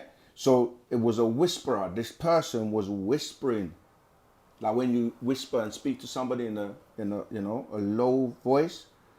There's nothing to do with a snake, because snakes can't speak. And a woman seeing a snake talking to her would scream and run away. So this is not realistic, right? So anyway, the snake could not speak. So we're obviously telling you this is a mistranslation. He was speaking to somebody, right? And basically the snake was telling her, asking her, did God say that you shall not eat of the tree of the garden? And that tree, he said, if you eat it, and he didn't even say it. So every time you see the word God, you have to think Elohim, right? Which is more than one being. And who are these beings we're talking about? But anyway, and the woman said to her in Genesis 3:2, but they say, and the woman said unto the serpent, we may eat of the fruit of the trees of the garden, but of the fruit of the tree which is in the midst of the garden, God has said, ye shall not eat of it, neither shall ye touch it, lest you will die. Again, that quote, when you read it properly, in the proper translation, it says they will die that day. And the serpent said unto the woman, this is 3:4 now, you shall not surely die. Right? Then it goes on, 3:5, for God does know that in the day you eat thereof, then your eyes shall be opened. Right? Again, this is what I'm saying. Like when you're reading these books without being awoke or your eyes open, you won't even think to say, what eyes are they talking about? Because obviously they can see the tree, they can see the fruit, and they can see the serpent, as they call him or it, and walk around, so they have eyes and they can see, right? But he says anyway that he said that 3:4, and the serpent said unto the woman, ye shall not surely die, for God knoweth that in the day ye eat thereof, then your eyes shall be open, and you shall be as gods. So you will also become gods. And it says what? Knowing good and evil. So you're going to know the agreeable and the disagreeable beings in the garden. And then we go on to Genesis 3:6, and it says, and when the woman saw that the tree was good for food, and that it was pleasant on the eyes, and a tree to be desired, to make one wise, she took of the fruit thereof, and did eat, and gave also unto her husband with her, and he did eat. 3:7, and the eyes of them both were opened, and they knew that they were naked. What foolishness is that? Now they know they're naked. And they sewed fig leaves together and made themselves aprons. Now check this out. This is how you know that whoever's writing this is not that smart. 3:18, and they heard the voice of the Lord God walking in the garden in the cool of the day. Do you see the mistake? Let me read it one more time, see if you catch it. Genesis 3:8, and they heard the voice of the Lord God walking in the garden. How can a voice walk? If you read it properly, they heard the voice of the Lord God walking in the garden. We'll give them that, but you see how silly it is. A voice cannot walk in the cool of the day. And Adam and his wife hid themselves from the presence of the Lord. How can you hide from someone who's supposed to be everywhere? They say he's omnipresent, omnipotent. He's everywhere, knows everything, can see everyone and see everything. How can you hide from someone like that? Let's keep going. So they hid themselves from the presence. They're hiding themselves from his presence of the Lord. So his presence is not everywhere then, because how can you hide from his presence? God amongst the trees of the garden. Genesis 3:9. And the Lord God called unto them and said unto him, where are you? Where art thou? He doesn't know where they are, but yet he can see everyone and see everything. But he's calling and asking, where are you? Genesis 3:10. And he said, I heard the voice in the garden, and I was afraid, because I was naked, and I hid myself. Genesis 3:11. And he said, who told thee? Another question. He doesn't know. Who told thee that thou wast naked? Hast thou eaten of the tree? So he still doesn't know that they've eaten of the tree. Because he's supposed to know, whereof I commanded thee that thou shouldn't not eat. You can hear the Shakespeare in this, right?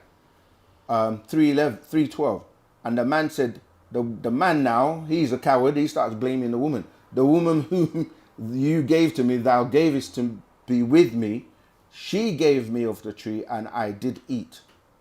Then the Lord says in Genesis 3:13, and the Lord God said, remember, someone is talking and telling you the story because they're saying what he said. And the Lord God, so this is all hearsay, by the way. And the Lord God said unto the woman, what is it that thou hast done? So he still doesn't know what she's done. And the woman said, the serpent beguiled me. So the serpent that you created, God, to be the most cunning beast.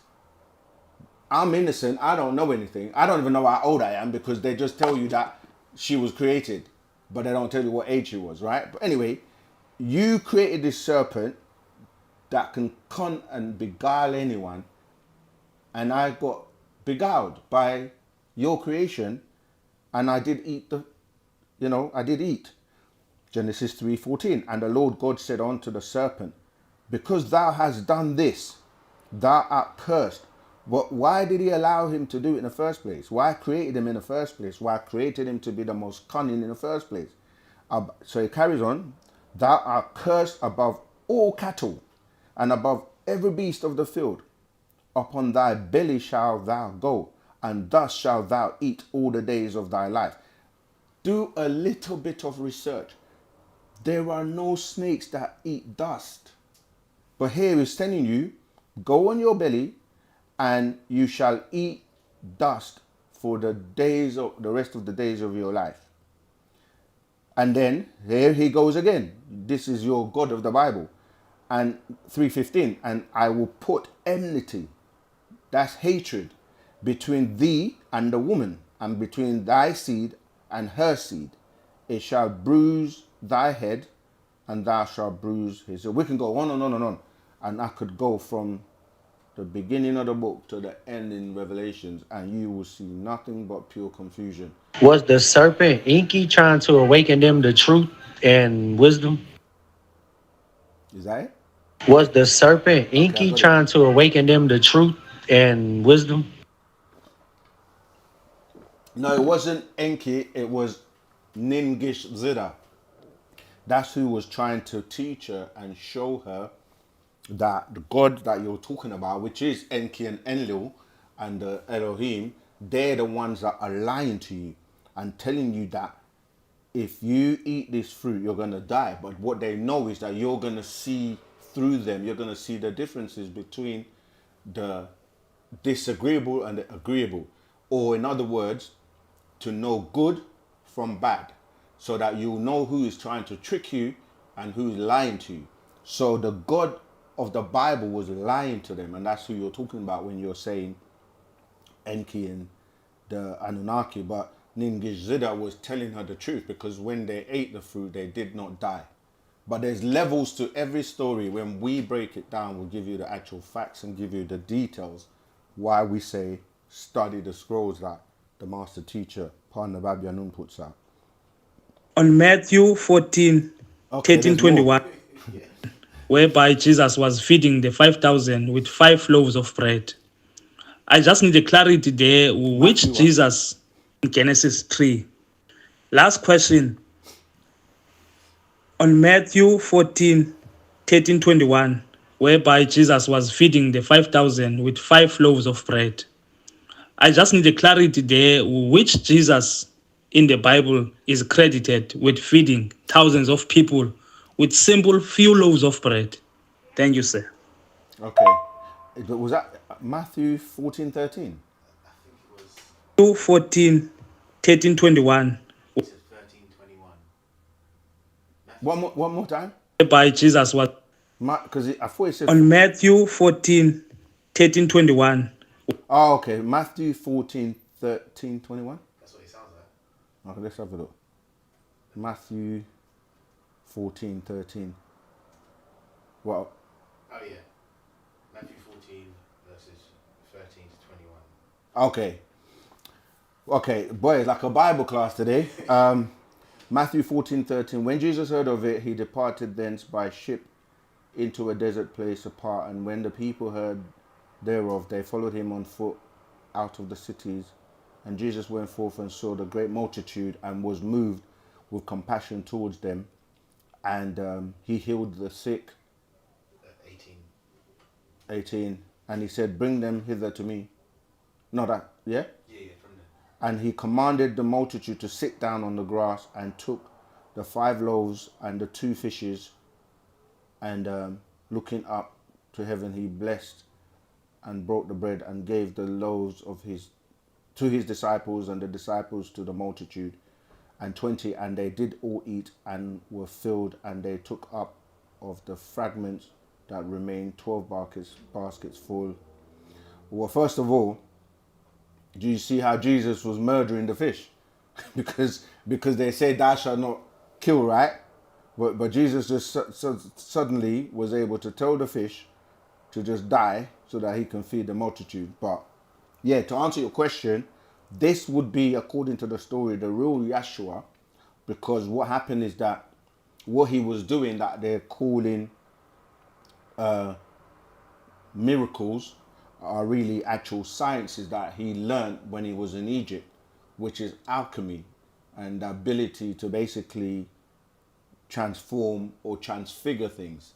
That's why even in that whole story about the crucifixion, he was not crucified, because he had the power of transfiguration, and also the ability to use alchemy, which is what he learned in Egypt. So that would be, out of the three that you're referring to, that's not Bar Jesus, and that's not Cleophas, who would be the son of Mark Antony and Cleopatra, and Bar Jesus would be Jesus and Mary's son. All right, so this is the real Yeshua of the three. Okay, is there any more questions? Why is that so-called God just want to tempt everybody and just proving a point? Like, that's not God like Is this a new question? characters. Okay. He's talking about the garden still. Oh, okay. Why is Yeah. that so-called God just want to tempt everybody and just proving a point? Like, Yeah. that's not God like characters. Yeah, because he's a God that likes to set up props so that he looks good, but no one really looks into it and dissect it and say, does that make sense? Like, why would you put people through such stress and chaos if you have the ability to click your fingers and just, like, they tell you he did it in the creation story, he created everything in like 6 days, but then he rested because he was tired on the seventh day. How do you get tired if you're God? How is it that if it takes you 6 days to do everything, but you could do it in a click of a finger? Why did it take 6 days then? Oh, he had to wait to see that things were good or bad. So he doesn't know it's going to be good before he creates it. Because in the case of man, he says it grieved him that he had made man, and then he was, he wasn't happy about it because man turned out to be bad. But then you knew, if you know everything, the same thing with the angel going bad story of the devil. Like, you ask people, why did he create the devil? Then they'll make excuses because he wants to test you. But he knows what's the outcome according to what you teach. So yeah, he's a God that just likes to. That's why we say that can't be our God. Our God cannot be a wimp or a God that has to set the scene up to look like he's the hero, but he actually didn't do anything. You see, like, he will send his son to come and die for your sins, but he could have stopped all of that happening, going through that drama of being born, having to suffer, run away, go to Egypt to hide. Like, the best you can do as God, right? Instead of removing the threat, which would be Herod, right? Herod is out to kill all the firstborn or the boys that are being born to prevent this king of the Jew that's coming, because he's afraid his throne is at risk. And the best God can do is to tell Joseph and Mary to take Jesus and run away and go and hide until Herod dies. Why doesn't he just get rid of Herod? That would make more sense. That's to show you what I mean by he sets up the scene and makes it all dramatical and the sensationalism.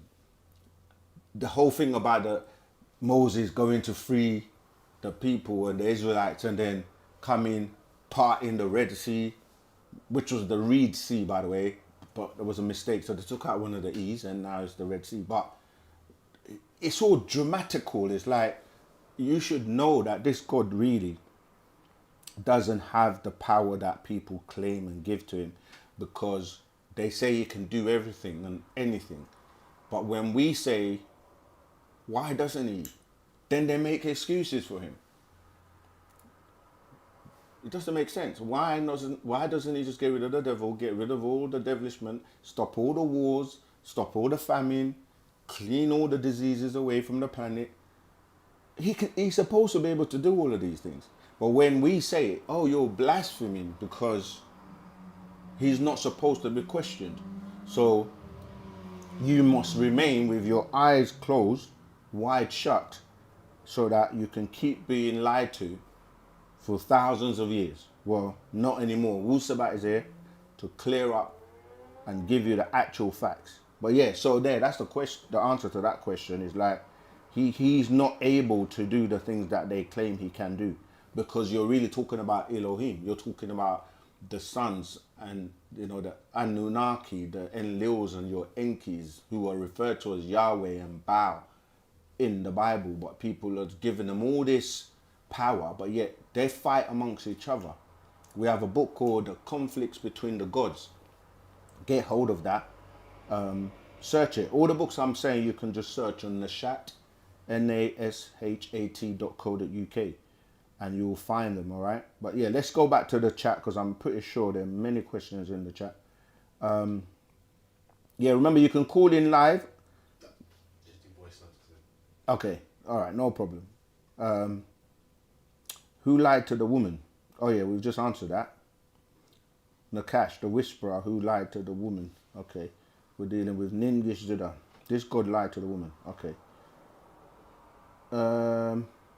Okay, I think, let me see. I think I've covered all the questions that are on the chat at the moment.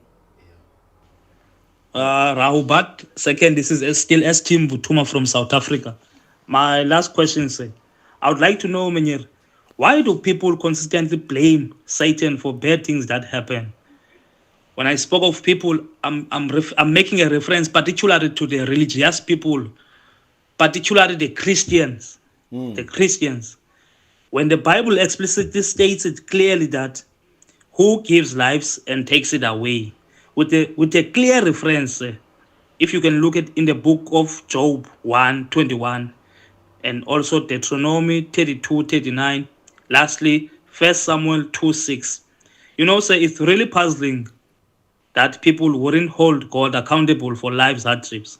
Instead, they shift the blame to Satan. So I'd like to know, what is behind the tendency to attribute life's ups and downs to different entities, despite the biblical narratives? Thank you, sir. That's my last point. Thank you. No problem, I'm coming. I've got a scroll I want to show you quickly. We've got so many, the questions you're asking, really, and I realized something, because some people say, because we're teaching the hereafter doctrine, meaning that the master teacher covered all of this. Here you go. The master teacher covered a lot of this information in the what we call the God series, books like these. That question you just asked, I'm going to read from here, right? This one is called, does God help his own? Not that one. The one I want to read. Yeah, this is the one I want to read from. Whose God is responsible? Because, and I asked the question earlier on, is God a wimp, right? This one as well, look. Does God and the devil exist? These were the scrolls he was putting out to demystify and clarify the entire thing to do with God. And I'm going to read this excerpt. It says, this pamphlet is entitled, Whose God is Responsible, meaning for the conditions of the world and all that live in it. Each religious denomination, especially the three organizations, namely Judaism, Christianity, and Islam, will claim that their God, who to the Jews is Yahweh, and to the Christian is Theos, Christ incarnate, and to the Muslims is Allah. They'll claim that is loving, caring, and in control of everything that happens in all the boundless universes. While these rabbis, preachers, and imams stand before their congregations, whether it is on Friday, Saturday, or Sunday, they repeat over and over again God's promise of paradise when you die, God's concern with all of his creatures and creations. Never once do they address the daily condition of the world, the mistakes in creation, the misfits, the deformed, the criminally insane. All of this is blamed on the species in creation called a reptilian, or the reptile, which the Jews call ha-Satan or nakash, serpent, and the Christians call dragon, which is another sea creature, and the Mohammedans call shaitan or khanas, a derivative from the Hebrew version of Satan. This walking and talking snake, referred to in Genesis chapter 1 as subtle or sneaky and conniving, is supposed to be responsible for all of the evil and devilishment that plagues this world. If nature spits up a volcano that is responsible for the deaths of thousands of people, it is not a mistake of God, who is oftentimes mistaken as Mother Nature. So, whose God is responsible for volcanic eruptions? No, it's the evils of those people, because they were not either Mohammedans in worshipping Allah, or Christians acknowledging Christ as their personal savior, or Jews in acknowledging Yahweh as their God.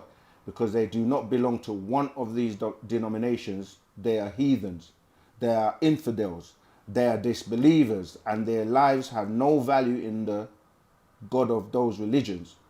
First, all the preachers were saying AIDS was a homosexual disease. The preachers were saying that all homosexuals will die because God is mad at them. Then they found out AIDS was not a homosexual disease. So whose God is responsible for homosexuality? The disease AIDS, which is plaguing the world and killing Christians, Muslims, and Jews, the clergy of each of these religions claim that it is a plague from God upon the unrighteous and promiscuousness of the world. Whose God is responsible for AIDS? It is a biological disease, meaning the unrighteous and the promiscuous did not even get a warning, because it cannot be seen by the naked eye. It can only be seen in a laboratory. Thus, God has plagued the world with this deadly disease for the sole purpose of what? Ridding the world of promiscuous people, not taking into consideration innocent children who were born with AIDS before they get to the age of promiscuity. AIDS is just one point. This can go on with multiple birth defects, which are responsible for serial killers who just stalk innocent victims, who could be Muslims, Christians, or Jews without reason. This could be the criminally insane. Now, let's talk about the criminally insane. The criminally sane. The criminally sane are those judges that have the right to inflict the death penalty upon people who are criminally insane. They criminally sane are also those people who manufacture the weapons that trickle into the hands of the criminally insane, right? I mean, I can go on and on, but he goes on, and I won't read everything, but he's just saying, like, you say thou shalt not kill, but yet a judge can say, give you the death penalty, which is actually sentencing you to death. So in that situation, you're justifying the fact that you're killing. And then it goes on, like the wars. Whose God is responsible for wars? Because wars kill all types of people. And it goes on.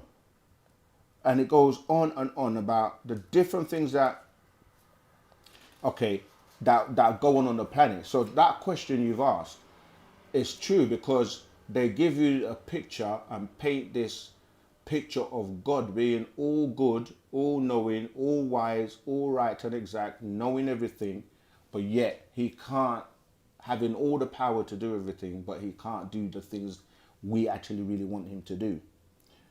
Here's a question. Is it true that for every action there is an equal and opposite reaction? Answer: yes. The law of action and reaction has to come out of cause and effect. Cause and effect in itself has to come out from cause. First, it's cause, and then it's the effect. The primary interest of human beings should not be cause and effect, action and reaction, but what caused the initial cause or action that caused the effect, the reaction. They go back to the Big Bang and then they'll say that's how it started, instead of saying what caused the environment to be conducive to a Big Bang. Right, we can go on and on. But yeah, these little scrolls, like whose God is responsible, is what we went through during the schools of religion. And the books were written based on questions. And some people were getting offended because we were just asking questions like, does God help his own? Is God a wimp? Because if you look at how he operates, he's not very brave, because if there's danger, as I said, if there's risk, you do not, as God, send your son to go and take care of the problem. And to what? They say, die on the cross to remove sins from the world. Until this day, there's sin. So it was pointless. It was like, why?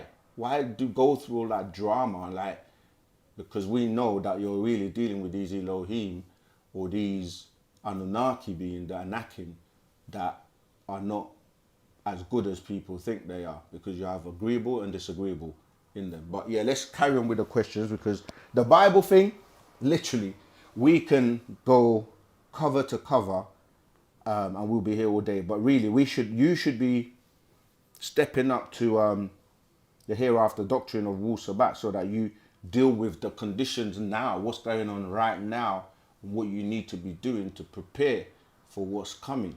Not a lot of people we know, our family, people are still stuck in these religions, and the religion is the spell, because you can see the truth in front of your face plainly and will still turn away. And if you're one of those people, there's very little we can do for you, because you have to perform that exorcism on yourself. If you're not going to listen and learn and move on, then we're just going to be going around in circles with you. So, all right, let's go back to the chat. You got more? All right, let's go for the voice. Can you explain to our people the Netaru, on whether they was a people or a way of life? The Nataru were people. This is where you get the, like I said, like in every culture, these beings, the divine beings, the Nataru, today, we give you the proper tones, which is the Nataru, okay? The Nataru are the original descendants of the Riskians, right? The Riskians or the Shuyuk are beings that come from a planet called Risk. They are the ones that seeded this planet with life form, our life form on it, and then we evolved. You have to remember, when we're talking about life and the evolution of life, that's why on that scroll we were just literally talking about the Big Bang, but the Big Bang is only talking about the beginning of our universe, yeah? And they don't know or didn't know about the ones before. So when we're saying the beginning, it depends how far back you're going, because there were times where the planet was just like methane and ammonia. These are gases, right? Where we go back to the gases known as ether or 9-ether, the etheric gases, going back 76 trillion years ago, right? And we give you the timeline in our book, Fast Track, as well as in the Holy Tablets and many books. Like that our sun alone was formed, as I said, 93 billion years ago. That's to give you a bit of just time frame, right? When you're talking about the crash of Nibiru to, on Meldic and then into Tiamat, that's like 24 billion years ago. So you have to remember, when I was talking about the meteorite hitting the planet, there were different ones. The first one will be 17,250,000 years ago. Another one, as I said, 2,250,000 years ago. But in between all of this, you had different, like periods. The Triassic period, what the people talk about, like the dinosaurs and all of that. So, what was the question? I forgot the question. It was saying about, the Nataru. So the Nataru seeded this planet by way of the dolphins putting their DNA and their genes into capsules that were inserted into the dolphin, and then the dolphins, right, came in the waters, and the capsule then dissolved to germinate the water, and it was over millions of years to the point where you had beings called the Ogdoads, right? These are the first Egyptian beings that most people refer to that came out of the waters, right? And these beings, then you get to the 9 Enneads, and then, like I said, they evolved on the planet way, way before any other beings came on the planet.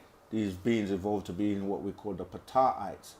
And Ptah meaning the first, or the opener, the first one, right? So when we're saying the Nataru, this is like, by the time you're dealing with ancient Egypt, meaning pre-dynastic, these beings are the Natirat or the Natiru, right? Which people make into like fictitious characters, but they were real people. It had offspring, they had children, they had wives.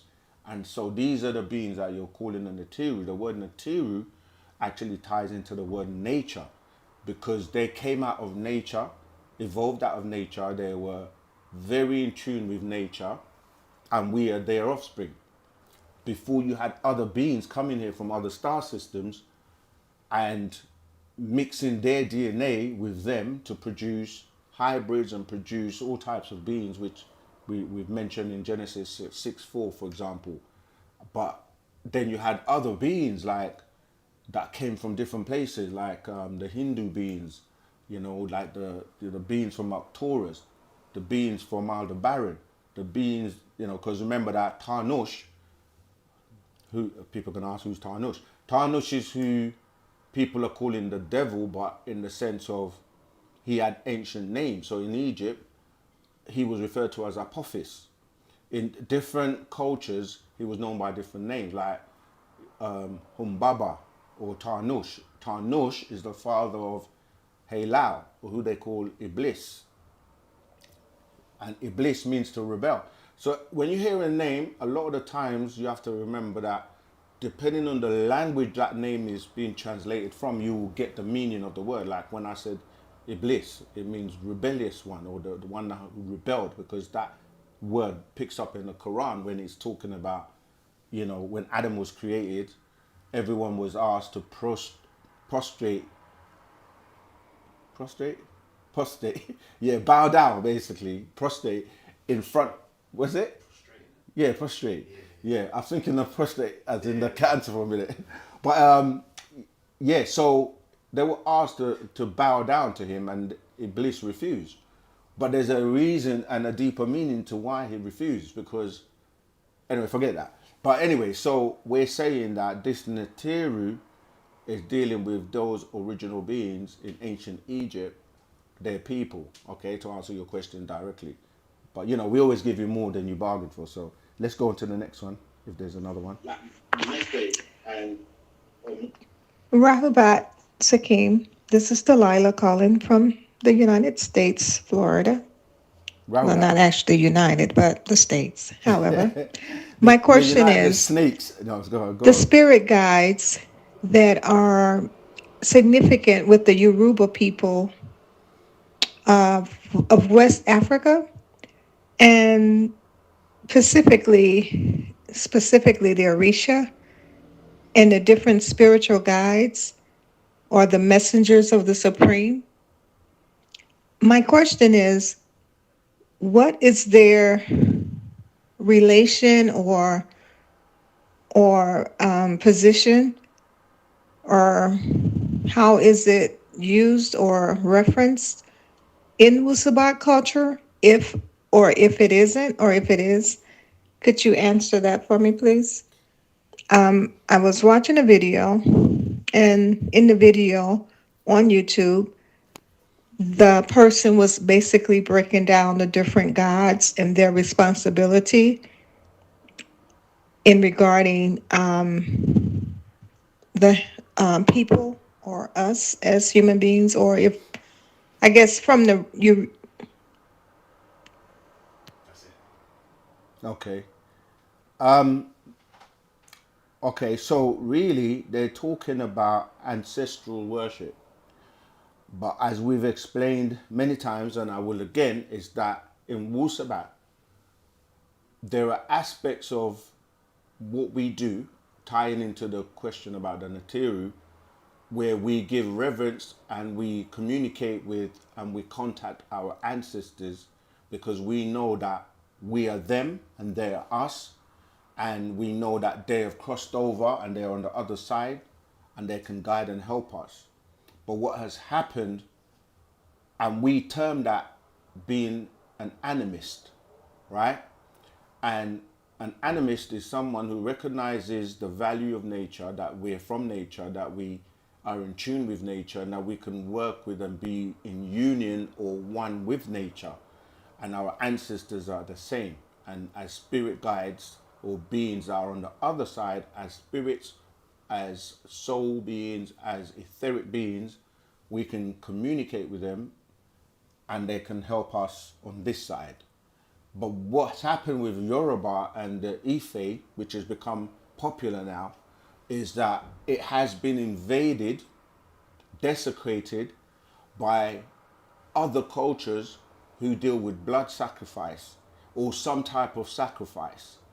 And we don't practice anything to do with sacrificing life, as in animals or humans or hens, chickens, goats, or using blood in those rituals that have found their ways into what people are calling Ife or Yoruba now, which was not the original practices. So yes, in terms of ancestral, we don't even worship, we call it ancestral union or communication. And our rituals that we do are very clean, very pure, very in tune with nature. So we don't advocate or support or deal with any of that. And what happened is that a lot of the Arabian practices, a lot of like the Phoenicians and other people that, because when you say some of those names like Oba, or we say Obatala, or we say Oba Ta'ala, you can hear Allah clearly in there to show you the influences by the Arabians or the Arabs. So some of these practices, because you go into Islam and they do blood sacrifices, right? They may say it's halal, which they term lawful, because they say if you then unalive an animal in a particular way and drain the blood, and as long as you say so, honestly, it's become a brand. It's a logo, because people can just stick a halal logo and say the meat is halal and you don't know the difference. But we are not supposed to be eating flesh or blood meat anyway. So to answer your question, Wu-Sabat is where you really need to be at. You need to learn the proper tones, the proper rituals, and who you're communicating with and speaking with, not just any random. And some of these, when you start to look into the Orishas and look at what they represent, some of them are very aggressive and violent. And like I said, there is the true way and there is a false way, or the one that most people today are practicing, just like everything else, Christianity, Islam, Judaism, and all the other religions today. You have been tricked where you're doing falsehood but thinking is good, but you won't know that unless you know the original practices and what is the right way. This is why the whole thing in the garden about Adam and Eve and their eyes being open was so that they will know good from evil. And today, most people don't know good from evil because you've been beguiled, you've been lied to.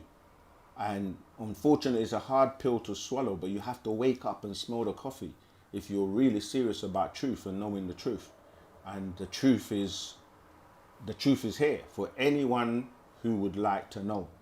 And it means that once you know the truth, it will make you free if you allow yourself to be free and to release the bondage that you're in. But people don't want to sometimes. They want to hold on to because they're afraid. But why are you afraid? You're afraid of the same God that you're worshipping going to punish you and put you in hell. So you don't even know if hell exists. You don't know if heaven exists. But you're stuck in this limbo state because you're afraid. But Wu-Sabat is here to help you and guide you and give you the righteousness and give you the right information, the right knowledge, the right wisdom so that you can learn to actually use sound, right reasoning, which is a higher level of thinking. All right. So yeah, that's the answer for that question. Have we got a second part or is that it? Yeah, I don't know much about dreams, but I know I always have dreams and visions of just me, my family, different, just people, just like almost being charged up from the sun. And like, it's always like they third eye, like just burst open. Like, I don't know, I just don't know how to explain the dream. I was saying that to say, too, I guess now that's why I get out and ground and really meditate and really through that and really changing my diet really helped me just find my way, find the truth and with the help of you guys always posting on YouTube. So just much gratitude for everything and just keep posting, keep waking up the people. Thank you. And we want you to start helping because each one teach one, each one reach one, each one teach one.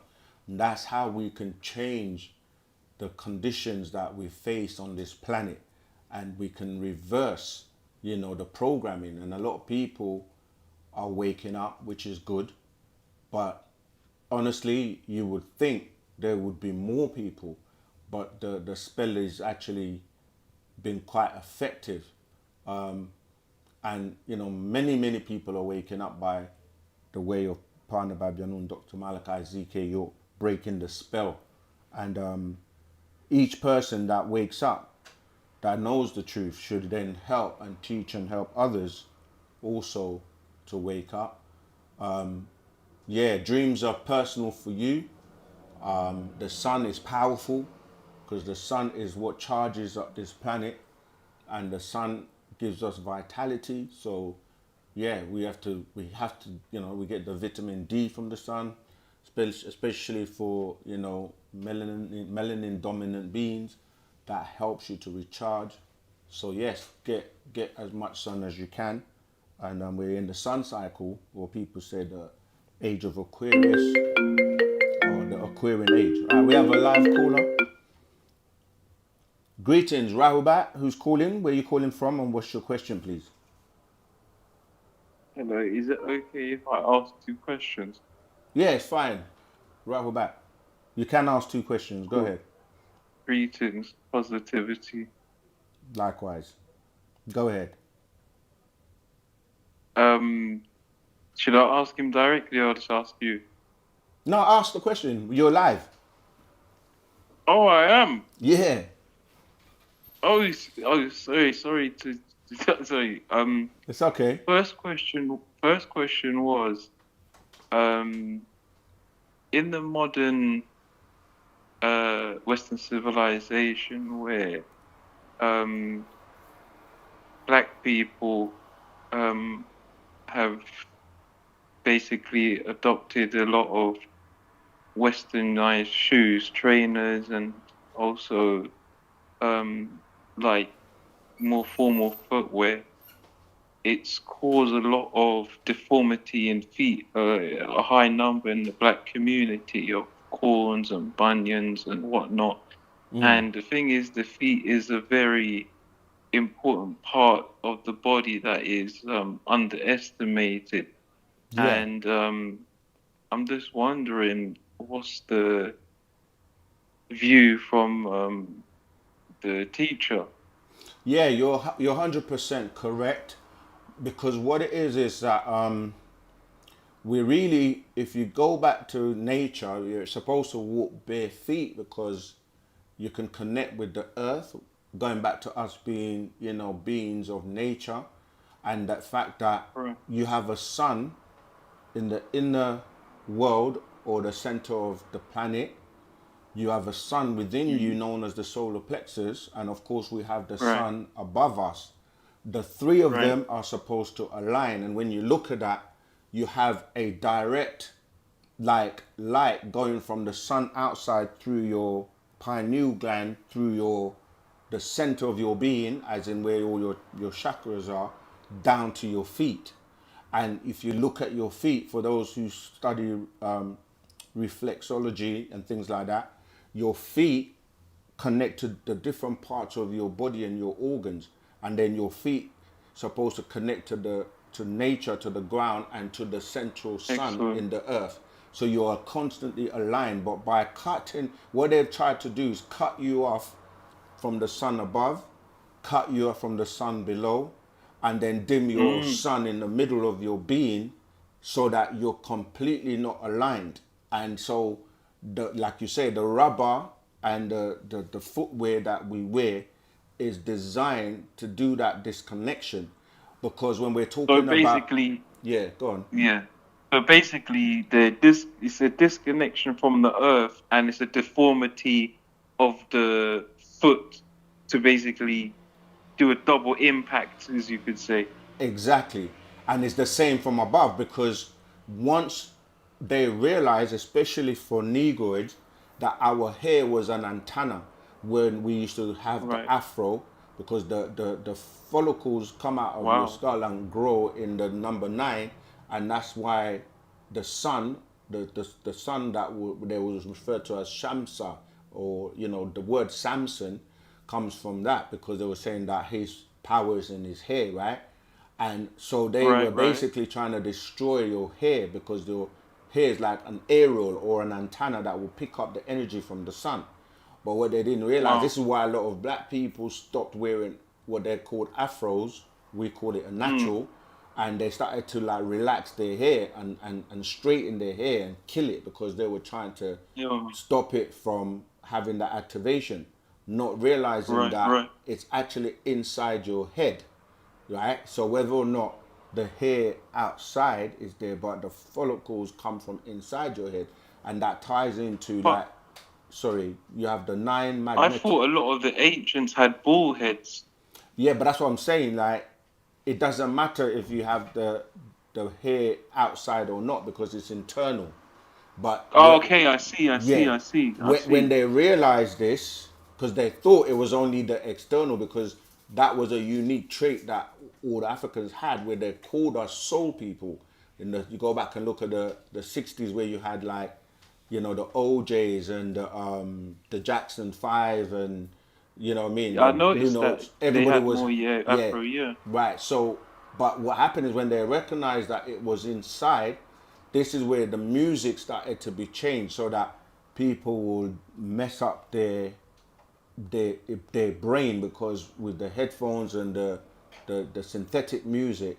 So anyway, to answer your question, I'm saying that your connection from your feet all the way to your pineal gland, all the way to the outer sun, aligns with your Wow. inner sun and the sun in the center of the earth in Shambhala.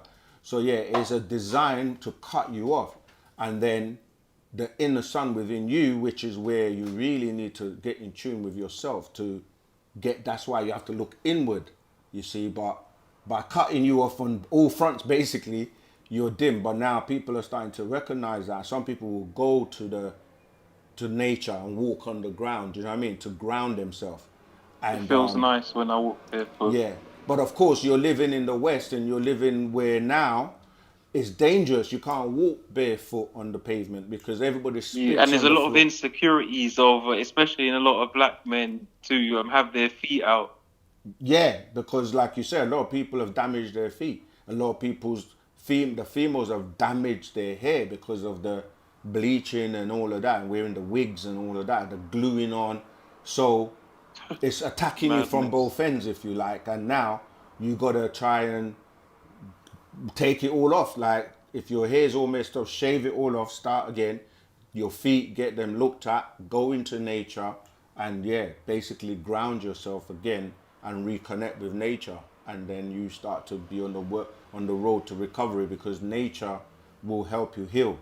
You see, so yeah, that's a great question. That was definitely a serious, in-depth, scientific and spiritual view from yourself.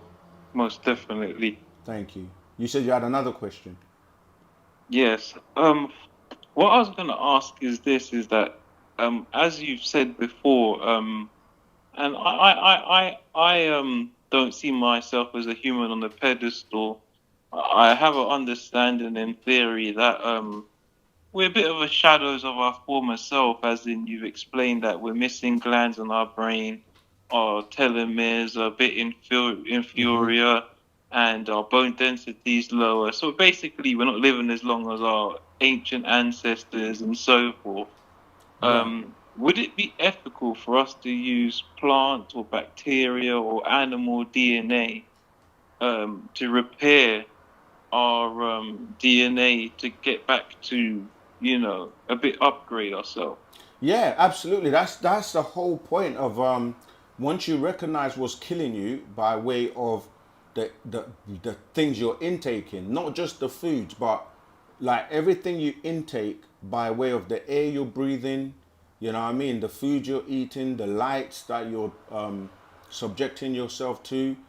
There's so much synthetic stuff that is coming at you, and as a being that is an electromagnetic being, you actually absorb a lot of the frequencies and all the stuff that's coming at you. So the best way is to start to go plant based. It is for you to start to drink lots of water, connect with nature, start to, you know what I mean, Right, right, align right. yourself A back more with. natural and more natural way of trying to Exactly. repair our Yes, DNA. exactly. Listen to more natural sounds, because music even affects you, So, yeah, like even the whole like being, instead of being constantly having acidic diets, you got to go the other side, alkaline, you see, Yeah, and just stop eating the things that are really no good for you. They have very little nutritional value.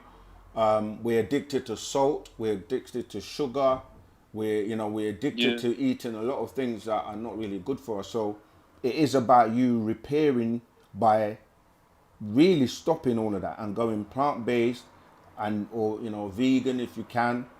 And it's a work in progress, but you'll see the difference the minute you start to eradicate these, these things that are harmful to us, and then your DNA will start to actually repair itself. You see, that's the point. Like you Okay. can repair your DNA, and even you can extend your life by way of your telomeres because it's programmable, and that's the way they know that, and they program it to give you the adverse effect as opposed to you knowing. And all you have to do is reverse and like do everything that is, that is good for you, and you will start to see the difference. Like, stop the alcohol, stop going out, being at, places late when you're supposed to be sleeping and repairing Yeah, your yeah. melanin, your serotonin, and, all of that. It's all a science, but you have to be taught and learn Most how definitely. to do Most it. definitely. Yeah. All right. I hope that Thank helps. you. You're welcome. No, no, most definitely. That's very in depth. Definitely. Thanks. All Okay. right. Positivity to yourself and to the rest of your Team. conglomerate. Yeah. Thank you. Likewise. All right then. All right. Cool. All right. Cool. Let me go through these questions before. Wow. 21:21. Last time I looked at the time was 1919. All right. Let's try and run through some of these quickly because there's some good questions here. This is Echelon Mind. Is masturbation a reincantable offense? I like the way you say offense. You have to recognize what it's doing. That's what you have to. Everything like we were saying, cause and effect. Yeah. It depends on the circumstance, the situation, why. But if it's tying into pornography and stuff like that, it actually reprograms your brain and leaves. It's kind of like when you say an offense, it kind of makes it sound religious, but we're not like you're damned for good because you did that. But what we're saying is that you don't want to create grooves or habits that become ingrained in your being that will have an effect on you, on your spiritual growth and so forth, right? So it's not an offense in that sense, but we'll have to go more into detail about that another time. Ryan Lewis, I heard on Medical Research View that we covered already. I'll cover that. I'm glad we're talking about cover that. Okay, there's a fun. Ray, thank you, Ray. Ray says you look healthy. What do you do to look so clean? You know what? The first thing, right, is your state of mind, because everyone vibrates on a particular frequency and vibration. And I think you've got to learn how to maintain that vibration, meaning that you can be in contact and around people or energies and beings that can agitate you and create chaos. You have to learn and know how to be able to bring yourself to that vibration that keeps you on that frequency. And so that's one thing you need to learn to do. So no matter what's going on around you, the chaos and everything, mentally and emotionally, you're balanced at all times. You have to understand that when you're engaging with people and things, people, places and things, there's a pulling and a pulling force, or centrifugal and centripetal forces that are constantly at play. Someone is trying to gain from you, or you're giving away. So it's always like give and take. And a lot of times you can be depleted, or people will draw energy from you without you even being aware of it. Being aware means that you can balance yourself and know when to have your shield up, or what we call a psychic self-defense. These are things that we teach you in Wu-Sabat, and you have to learn and develop to practice them. So it's like there could be chaos going on around you, but inside you, you're centered, and it's not even having an effect on you because mentally you're practicing and using the right things. And then the other thing is, have you heard about when people say love and hate? I think the lyrics, Dennis Brown, love and hate can never be friends. Here I come, with love and not hatred. Surely goodness and mercy shall follow I. Right? So I'm saying that the person, the being that you are, is what governs your state of mind, and everything governs your vitality and how you look and how you come across. So you notice,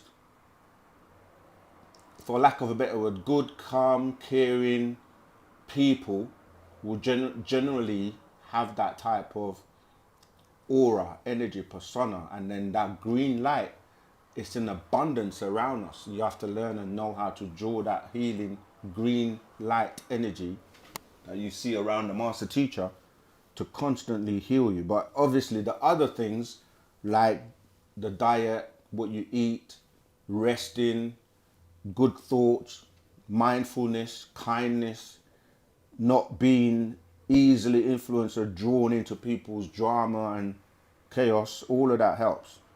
Yeah. But yeah, we're all still work in progress. There's a lot more to be done, and you can't help but being around certain environments. So it's a work in progress to be able to be around the type of environment that's conducive to help you grow, not just physically but spiritually as well, right? Okay.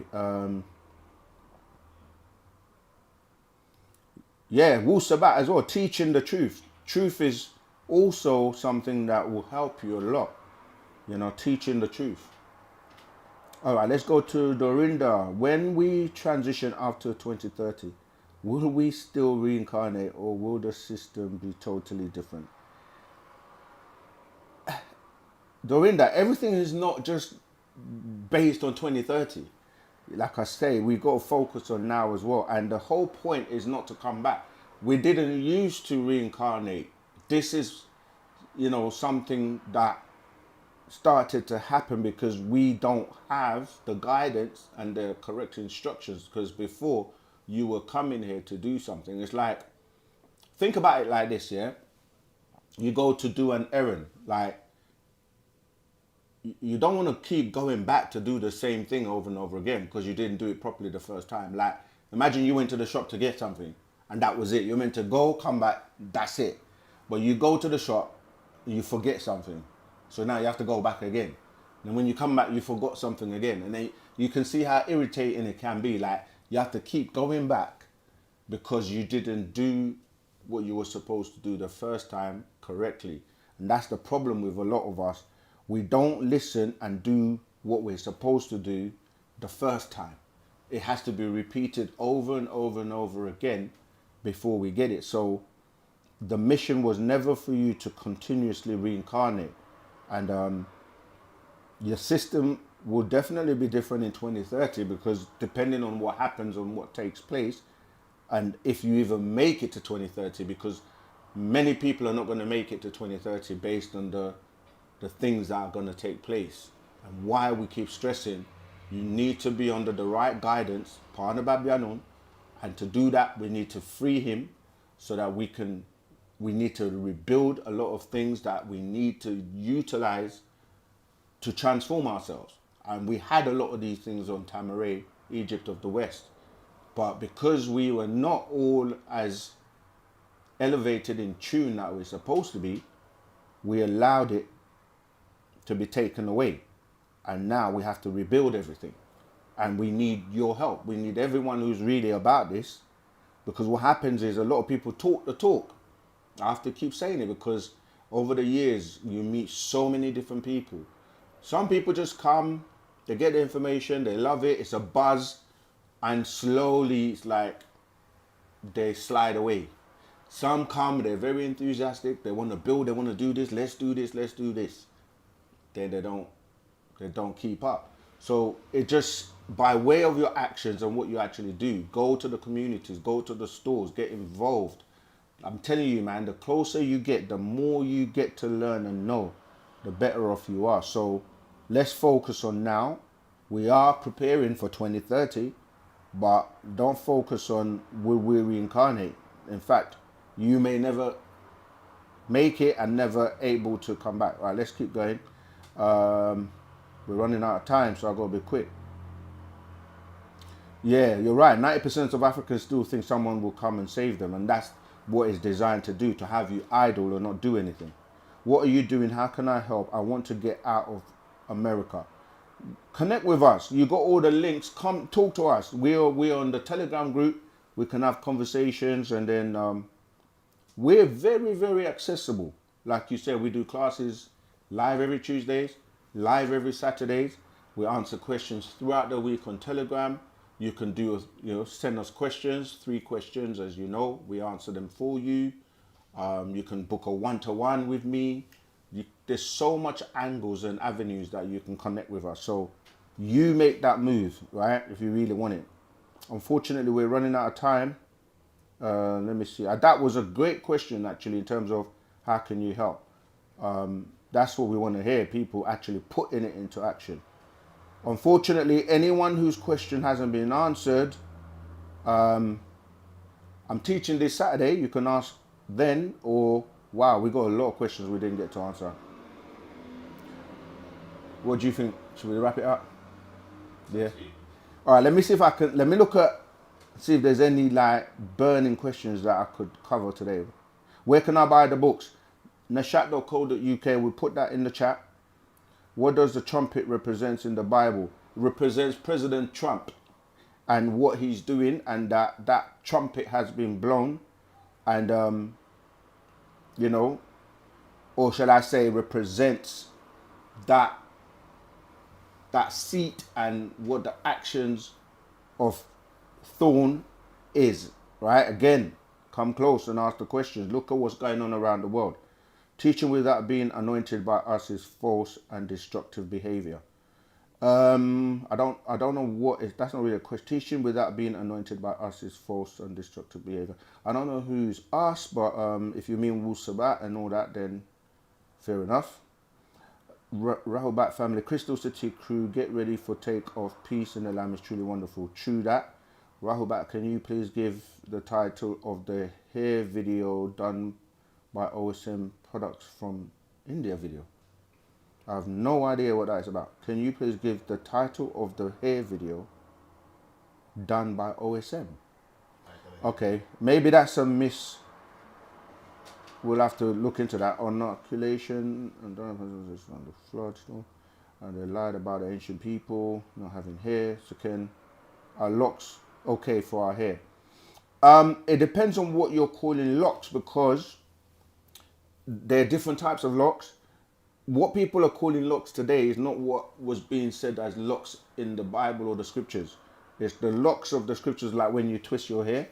But the locks that you get, the is matted and you can't clean it and it's unhealthy, that's completely something different. But if you know how to do it properly nowadays, where it's clean and so forth, yeah, there's nothing wrong with wearing locks. Barefoot contact is called grounding. Yeah, we covered that. Good question. How can the voice walk? I think, yeah, it's mob versus mafia mentality. Yep. There is no more hell, Uranus. Okay, I think... oh, can you speak on the real cause of cancer in the so-called Black Americans? Yeah, I mean, we're not giving medical advice, disclaimer, yeah? But there's so many things causing cancers now. Most of it is by the food you eat, the microwaves, the ions that you take in, which are small, tiny metals that get stuck in your system, and over time, those metals rust and they cause all types of ailments. And this is why we have health products, and you can cleanse your colon and detox and get rid of a lot of the metals, and include certain things that people did in the pandemic. Yeah, there's so much to that question, because there are different types of cancers at different stages. Like you mentioned, the prostate one. Again, there's so much we can talk about that, but we've run out of time. Sean Wilson, I walk eternity out alone. I have pathed a way for Cain to come to end. Okay, that's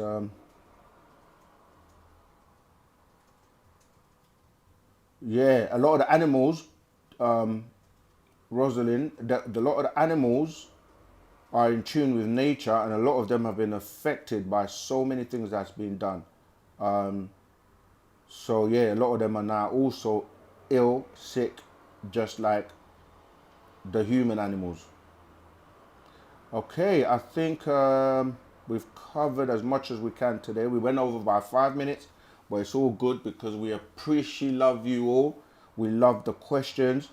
You know, OSM is that channel that gives you nothing but actual facts and truth. And until next week, same time, same place, but tune in on Saturday as well to the classes where you can have more questions answered. Remember, like, share, subscribe, and if you can, definitely become a member of this channel. Help us grow the channel. Let's build. That's what we're about, all right? Let's bring Partner Babylon home, right? ASAP. All right, so Tawakum, Wu-Wadu. I mean, thank you all.